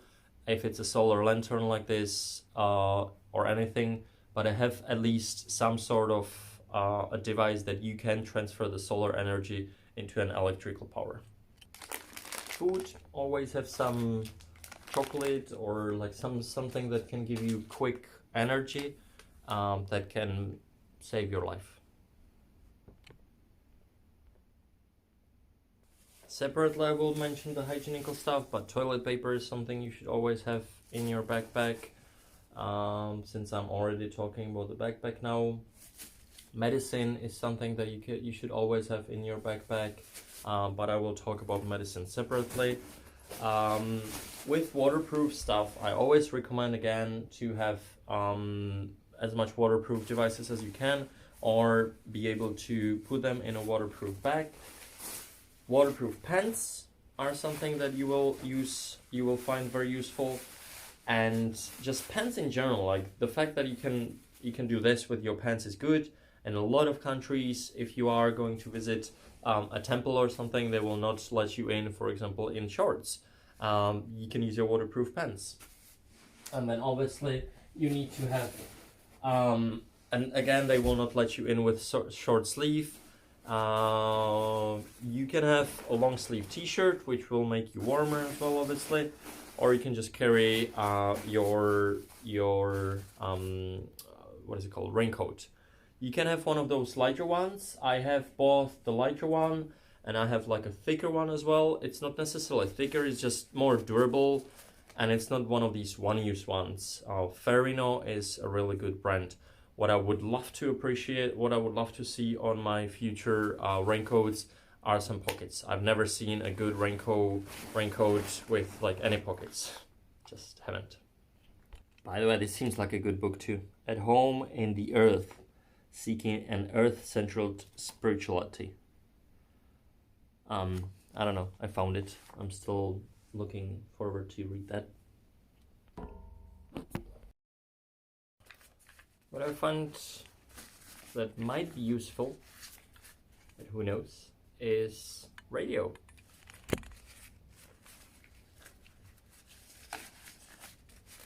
I don't know how to comment it anymore. Well, if you find yourself into a place where you don't have any reception and you want to get in touch with somebody else also not having reception, just use radio. I was already talking about my hammock. That will probably be in a different video when I'm actually undoing it, because it would be a bummer to undo it now. Also, I don't have anywhere to hang it to actually show you how it works, but it is a great thing, I can tell you. It's by Amazonas, ultra lightweight. Again, recommend investing into. It has a built-in mosquito net that you can lock with. You have to buy obviously your lock, and you can buy also separately a tarp, and that's just basically your house. Like, you can obviously, a tent and a hammock will both have their own advantages and disadvantages. A hammock you can put up anywhere where you would not be able to put a tent down, in slopes, in just above, like water or something. All you need is two poles, two trees or whatever. But again, then it's not all that comfortable. Some people do find it more comfortable.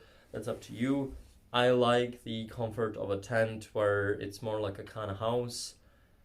A tent will be generally heavier and bigger to carry than those two things, but not all that much. Like, these two things together, they weigh about, I would say, about 2 to 2.5 kilos, and that's just what's probably gonna weight your tent if you have a standard 2-person tent. It will be slightly bigger because you have the tent, then you have the cover, and you have the poles. So the pack, and this can get, by the way, much smaller than this. Like, I just don't have it now. Like, it can get into 2 smaller packages. Yeah, but the tent, like, you have to have a very straight surface. Ideally also not wet, obviously. It probably will cover you a little better from rain, although with the tarp, that does get quite good. Depends. I do prefer tent, I think, yet I do travel with... Oh god, you guys fell down. Yet I travel with this. Also, what you can do is that you just buy the inside of the tent, and then you use this tarp over that. I was doing that in the Philippines with my girlfriend, and it actually worked. And then you still have the option of, when you argue with your girlfriend, she can stay in the tent and you can go in your hammock. In regards clothes, that's obviously up to everybody. As a standard rule, I recommend get rather less than more, because you can rewash things. Whereas if you have too many things, I mean, you can obviously still get rid of them, but isn't that a bit of a waste? And you can always buy extra things, like it's just quite easy to get things everywhere, especially if you travel to, for example, Asia, Southeast Asia, like all t-shirts and shit. That's so cheap there. So what you should do is get, again, good quality, good material things. So get one short sleeve t-shirt or like a singlet or something. I have this one that that is super lightweight. It sucks up all the, I wonder where I have it now. It sucks up all the sweat. It's quick drying, can't complain. Then I have one long sleeve t-shirt. Wait. Alright, so here we go. This is that's my singlet. Can easily put it in my pocket. This is my long sleeve t-shirt, which is slightly heavier, but for me it's you keep falling down, guys. For me it's also a memory because it's from Thailand.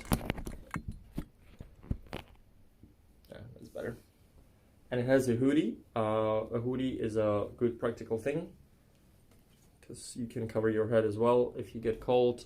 At night it's good for mosquitoes. And for coldness, you lose the most of heat from your head. Remember that, by the way, like if you ever go into cold waters or something, remember to always have something over your head. And it's long sleeve. So again, at cold nights, against mosquitoes, it's good to have something, one long sleeve thing, even into warm areas. You don't have to have sweatshirts, you don't have to have jackets if you don't wanna, but have a raincoat and have a long sleeve t-shirt, at least one. Then I have one of my fancy ones. It is very lightweight, so I love it. Even as wrinkled as it can get, it still looks almost ironed. And it's just good to have something for like nice dinners, you know, or into like a nice restaurant. At least one thing that you can wear into, you know, outside for a job interview potentially. Maybe you wouldn't take this for a job interview. And I have a normal t-shirt as well. I know that all these are not blue, but I did say I like green as well, and this one just suits me.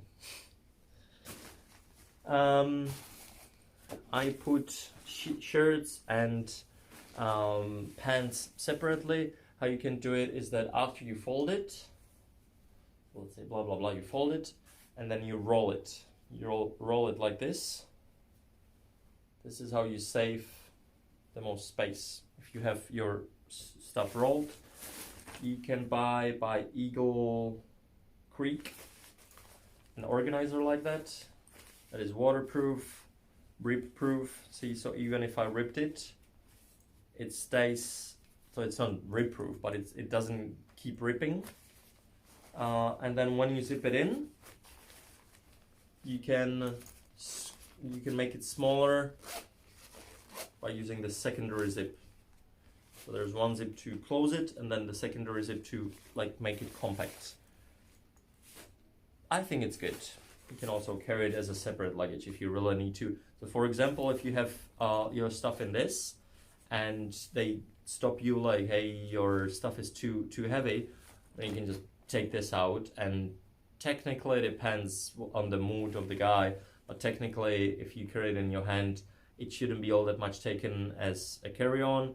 If they still continue, no, that is still carry-on because they can, and you can take all the stuff out and put it on you, and then they can't say anything. And once you board, you can just put it back in that.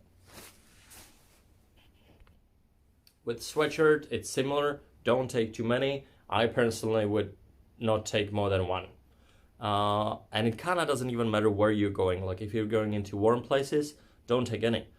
Just take your long sleeve shirt, t-shirt, and your raincoat, like I said before, and that's all you're probably gonna need. If you're going into colder places, well, then you might need one good quality sweatshirt or jumper or whatever you want to call it, and that's all you need. Something that keeps you warm, takes away the wetness, the sweat, and is breathable, and that's all you're gonna need. But invest into it. Buy something from Kathmandu or like one of the really good branded ones, or buy a secondhand. You don't have to buy new, but buy something that is efficient. And literally one is all you're gonna need, because if you sweat through it during the day, you're not gonna be carrying something big and heavy as a secondary thing in your backpack. And then once you get home, you can just rewash it and it'll be dry until the morning. And if not, then yeah, well, you can have two if you want, like one lighter one and one heavier one. Actually, I do have two. I have one really thick one, but that's because now in New Zealand it makes sense. And before in Southern Australia over winter, like when you go somewhere where it's snow, then yeah, sure, you might use two. Also, remember the layers keep you warmer than one thick layer. So in that case, I usually use multiple layers of t-shirts if I don't have two jumpers. But if you do have two jumpers, then sure, why not to use the two layers on each other and then your jacket. Also, I have one like a vest kind of thing, and then a thick, which doesn't have a hoodie, but it has a lot of pockets and inside pockets, and then with zippers, and I do like that. And then I have a thicker one with like a thick layer and a hoodie. But once New Zealand will now go into summer, I'll probably just throw that one away, and I'll keep only the one vest, the jumper vest. With your shorts, and jacket. Yeah, again, I guess that depends on you. I would get, if you need it, if you're traveling somewhere where you do need a jacket, obviously you'll know whether you need a jacket or not. Don't get more than one. I have 3 at the moment, but that's only because I dumpster dive one. I found the other one, and I think I found actually all 3. One of them was in a free stuff, one of them was in a bin, and one of them I just found, I don't even know, somewhere in the street or whatever. And it's kind of like, I like all 3, and it's would be a pity to throw them away. So I'm keeping them, but I might have to end up getting rid of one. Oh, and I know which one. The third one was kind of like a fancy one. So I wear that if I just go to a party or, like a presentation or a meeting or whatever. But it's not all that functional, actually, the third one. So I might have to end up getting rid of that one. Shorts. I'm probably not going to talk about hats or like caps and stuff, because if you are going somewhere where it's winter and cold, get one, put in your pocket. Gloves, the same, good quality ones. Scarf, just one, don't take more, good quality one. What else is there? We mentioned t-shirts, sweatshirt, jackets. Now pants, shorts. With pants, I think it would be a good idea to get one of those that you can actually transfer into pants. So you can detach, I have them somewhere as well. You can detach by a zipper one of the parts, and then you can zip it back in. They do have also heaps of pockets. Make sure that you try them out. I have, unfortunately, pants that don't have pockets deep enough. So if I put my phone in it and I sit, it tends to fall out. So watch out for that. I do like deep pockets. I like pockets with zippers. And speaking of which, I got in the Philippines these shorts that have zipper pockets on both sides. They're very lightweight. They're from great material, and I can use them as swimmers as well. So it's good. Again, a thing that has 2 uses. I can use it as shorts, I can use it as swimsuit, and it's got those pockets. So, and zipper pockets, which is very important for me. I don't know how about you, but I love to be able not to lose stuff, and I lose stuff all the time. And if you go swimming and if you have a waterproof case with your phone, you can put your stuff in there. If you're collecting shells, mussels, stones, whatever, put in there. It doesn't affect you. If you go through waterfalls or whatever, put your waterproof GoPro camera into your pocket and you're all sweet to go, and you don't have to worry about having it on your wrists or foreheads or neck or whatever.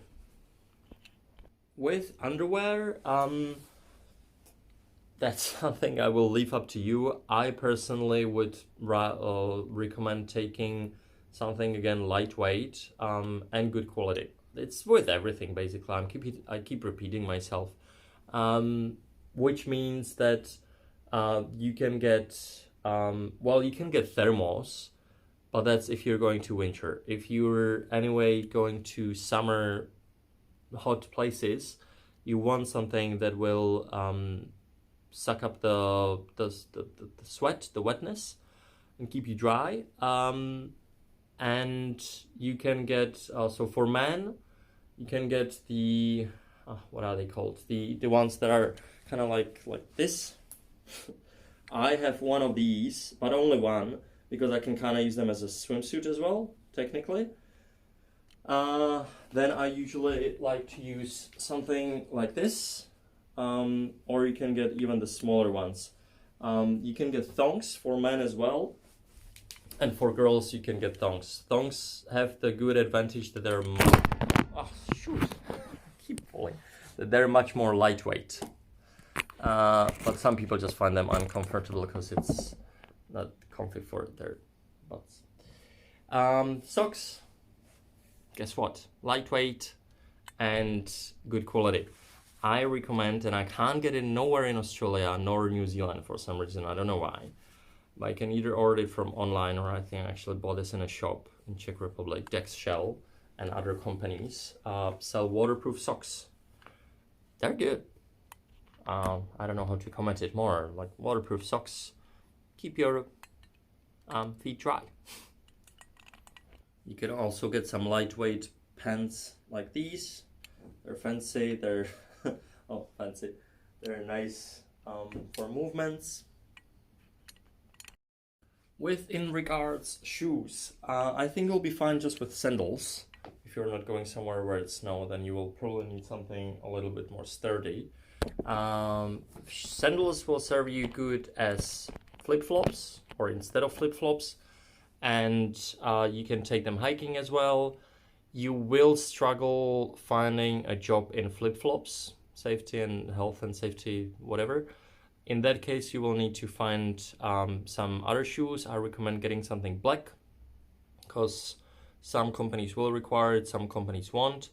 And you can use these for running as well, so you can get some sort of like a runner slash... I'll show you what I have.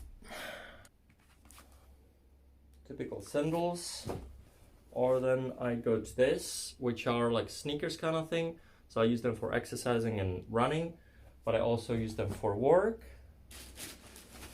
Now my friend, because I will be staying here for longer, brought me something which you want for like with higher heels or whatever it's called, not higher heels, higher this part for hiking into mountains with a Vibram thing, which is good for your knees and for your ankles. Gore-Tex, good quality. Or you can get something like this. This is called, I think they just call it Skinners from Simpsons. So they basically barefoot shoes, which are technically socks.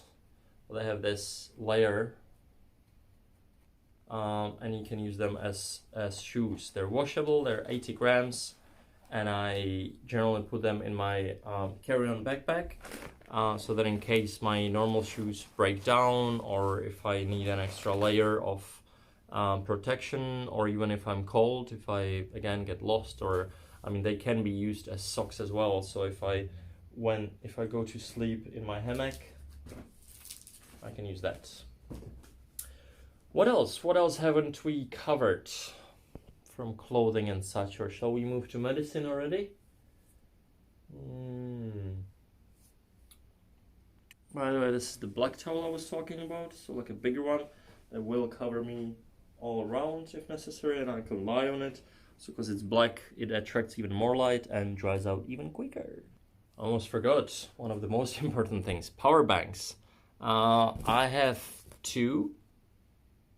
You might consider you need 3. I actually have 3. I have another small one, which I haven't seen in a while. I have no idea where they went. And I want each of them having something different. So this one I can charge without a cable. This thing actually broke down already. But I do like to have the option of having the cable built in. Like I said, they do tend, this is my second one that the built-in cable actually broke down. You can still use it like that, and it's quick charging, 10,000 milliampere. Another 10,000 one with another quick charging function. What I really like about this one is that you can charge it at the same time, and it's wireless, so you can charge it at the same time wirelessly, your device wirelessly, with a cable. You can charge anything you want, and then a USB-C to USB-C device as well. You can do all those three things at the same time, or you can charge something wirelessly, you can charge your device, and at the same time you can charge the power bank. That's as much unnecessary thing it seems to you, to me that is extremely important, because in the morning I wake up and I will have my phone, my camera, and my power bank all charged up. Most of the power banks, if you're charging them, you can't charge anything else at the same time. It's actually not very healthy for the power bank, but I don't care. Like, this costs $50, so if I notice that it's not good as much anymore, that's something that I don't mind just buying a new one. I would really, if I was you, reconsider whether you need a laptop with you or not. If you're planning to watch movies on it only, and at the same time you will be backpacking without traveling in a car the whole time, you will find this as an extra luggage that can be between 1 and 2, 3 kilos depending on what's yours, but it won't go under a kilo, and that kilo counts, and it's huge, and it's sensitive. You can't, not sensitive, what's the word I'm looking for, and also it's valuable, you know, so it's I actually had it now delivered by my friend, who's Maria. Thanks again, by the way, for bringing my shoes and my laptop. And I'm thankful for it because I decided that I will be starting to doing these YouTube videos, and it might just be easier to edit on it. But at the same time, you can edit videos even on your phone. You can watch movies on your phone. Do reconsider if you want to have it with you. If you already have it with you, and don't throw it away, don't get rid of it, don't sell it, obviously. But if you are in the middle of packing, do you really need your laptop with you? So with your hygienical stuff, that also very much pretty depends on each individual needs of each of you. These are the toothpaste, small toothpaste I was talking about. I carry usually like a lot of, like heaps of those. You can get small mouthwash as well, small shampoo and conditioner with one. So all these things, that's up to you. What do you wanna buy or carry? What I'm gonna talk about are things, for example, like this, a stopper, that a universal stopper that is very handy, because you would be surprised, not too many countries, not too many hotels actually have stoppers. If you want to wash your laundry, if you want to take a bath, if they have a bathtub, sometimes you will notice that they still don't have a stopper. This is, I think they just call it the Crystal.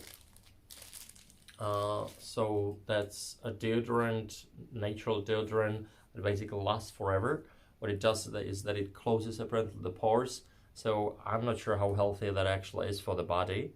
But you can crack it. You can just take a little piece, and it works. What else? This is what I was talking about with little perfume. So like a refillable little perfume thingy.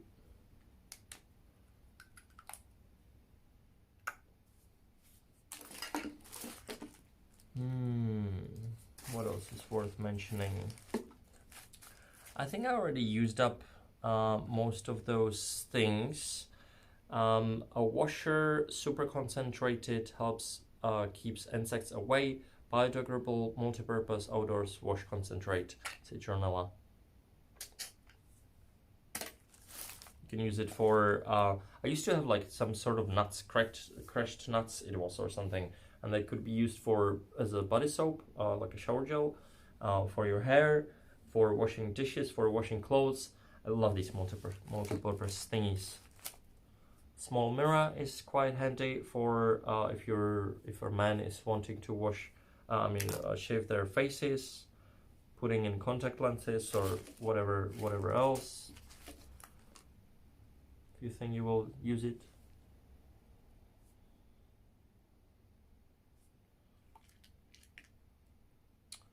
Well, yeah, I don't know. Like these are all mostly like personal things that.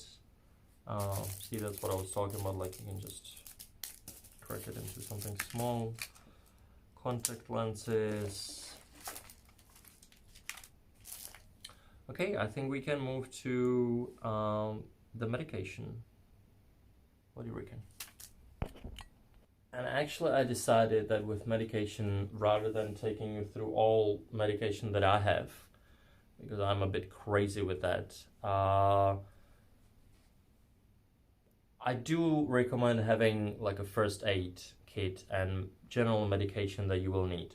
Rather than taking it in the whole boxy, you can just take the thing itself and then put like a duct tape behind it so that it doesn't keep popping out, and then literally take just what you need.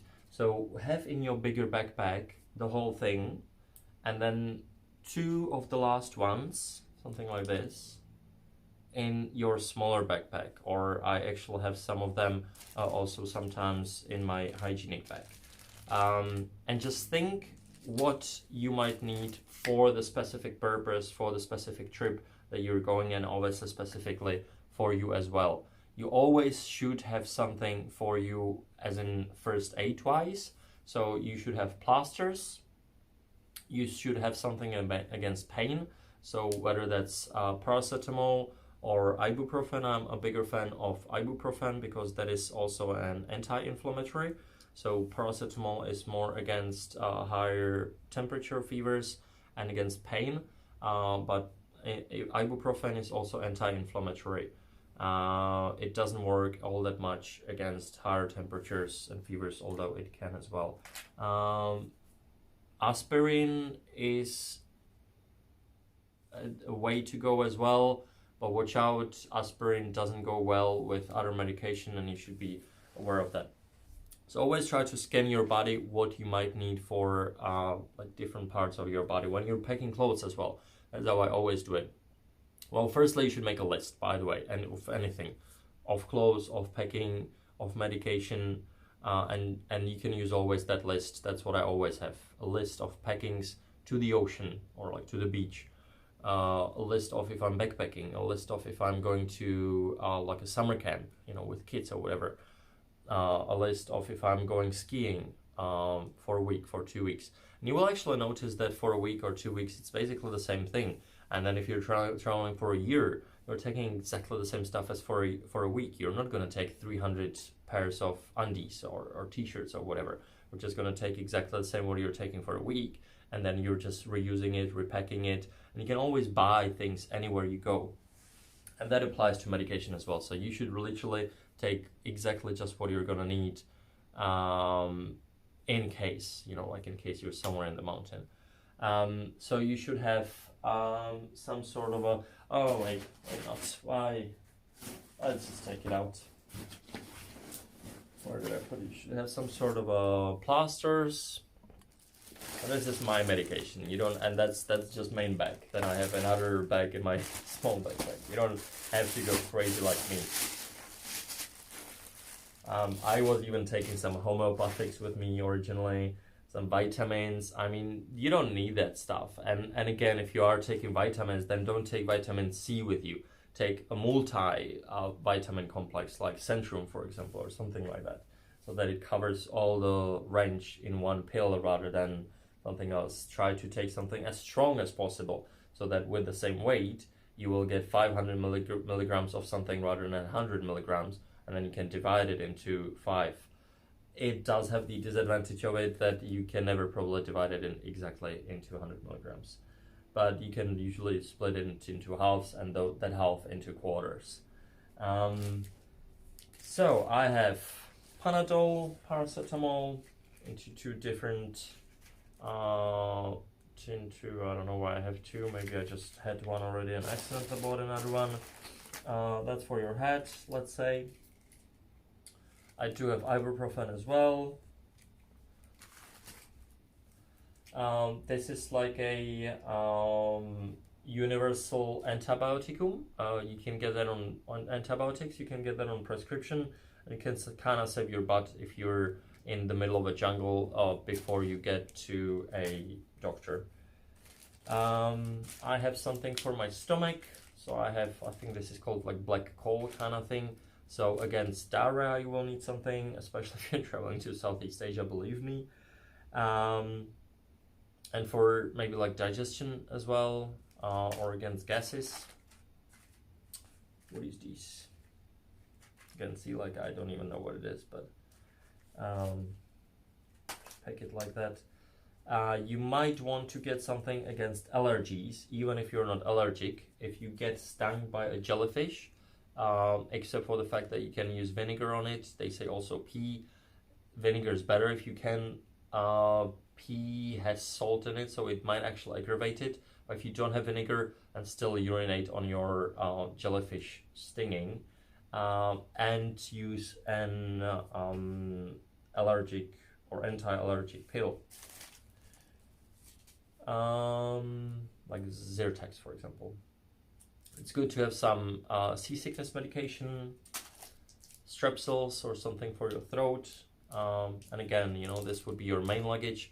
In your carry-on, you would have 1, 2, 3 max of those, like 1, you know, because if you get sick on a trip, then obviously like 3 are still not going to be enough to cover your whole disease, your whole sickness. But to get you before you are able to get to pharmacy, or before somebody can get you to a pharmacy or pick you up the stuff, 1, 2, or 3 will be enough. You should have enough to cover like a day or maximum 2 days of your needs. Oral rehydration salts, that's not something that would be emergency, but I do carry it in my like wholesome package. If you're pooping, if you have like heaps of diarrhea, you will need something like that. In regards of ointments, I have Bactroban antibiotics ointment. Something against pain, like for joints, you know, and muscles and sore muscles, but again, nothing crucial. Canesten for mycosis. This is just mine for gout. I have gout. Whatever you need yourself as well. Aspirin. I do have thermometer. Heaps of plasters. I recommend getting different sizes. So you know, like smaller one for your finger or whatever. I carry those ones even in my phone cover and in my wallet. Bigger ones if there's a bigger injury. Waterproof ones. You can get this for longer flights. So that's against thrombosis. And especially if you like are after injury or if you suffer from thrombosis, then you can get that. Vitamin C. Yeah, I know I was saying don't get just vitamin C. No C there. I have one myself. Elastic bandage. So good if you don't have like a stabilizer of some kind. You can stabilize your limbs or whatever with this. If you do wear contact lenses, then you'll need your liquid for that. You can also wash your eyes with that. Alcohol. Voltaren with diclofenac, that's what I was talking about for your joints. Something against burns, but if you don't have that, then you can just use aloe vera plant. You cut it open in the middle and you put that if you get burned, and that applies for burning from sun, burning from heat, or burning from jellyfish stinging. These are all, I don't even know, I think that repeats. That's just other dosages of other things. Yeah, that's about it. And each of those things, especially the ones that I mentioned that are crucial, so ibuprofen, strepsils, plasters, something for disinfection, so either pure alcohol or disinfection cream, especially if it's like also with something against pain, something against diarrhea. All of these should go into your backpack as well, into your carry-on. And these ones, what is it called?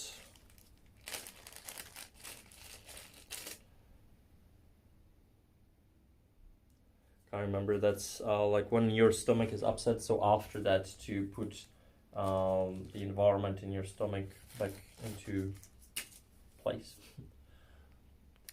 I think that's pretty much it. I'm pretty sure that I forgot about something. Like, for example, this thing is pretty cool.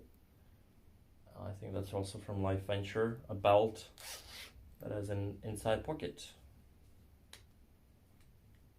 where you can hide some more money. I hope this video is not being watched by a future robber of me. I'm thinking what, for example, like I could show you from my wallet. I'm not gonna show you my wallet.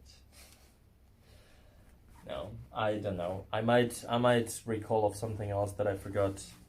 I'll just try to put it in the comments below. Or if you think you will want to add something practical, or that I forgot something, or if you'd like to ask me something, definitely go for it. By the way, I just got my GoPro 11 just yesterday, with extra batteries and like a head strap. So I think that this is one of my last videos that I'm actually doing on my Samsung, on my Huawei P30. I'm also planning to get Samsung S22 Ultra and DJI Creature Combo, DJI 2 Pocket Creature Combo or something like that.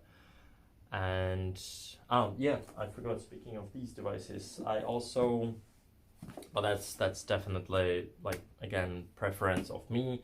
I like to make nice videos, so I have my DJI 2 drone.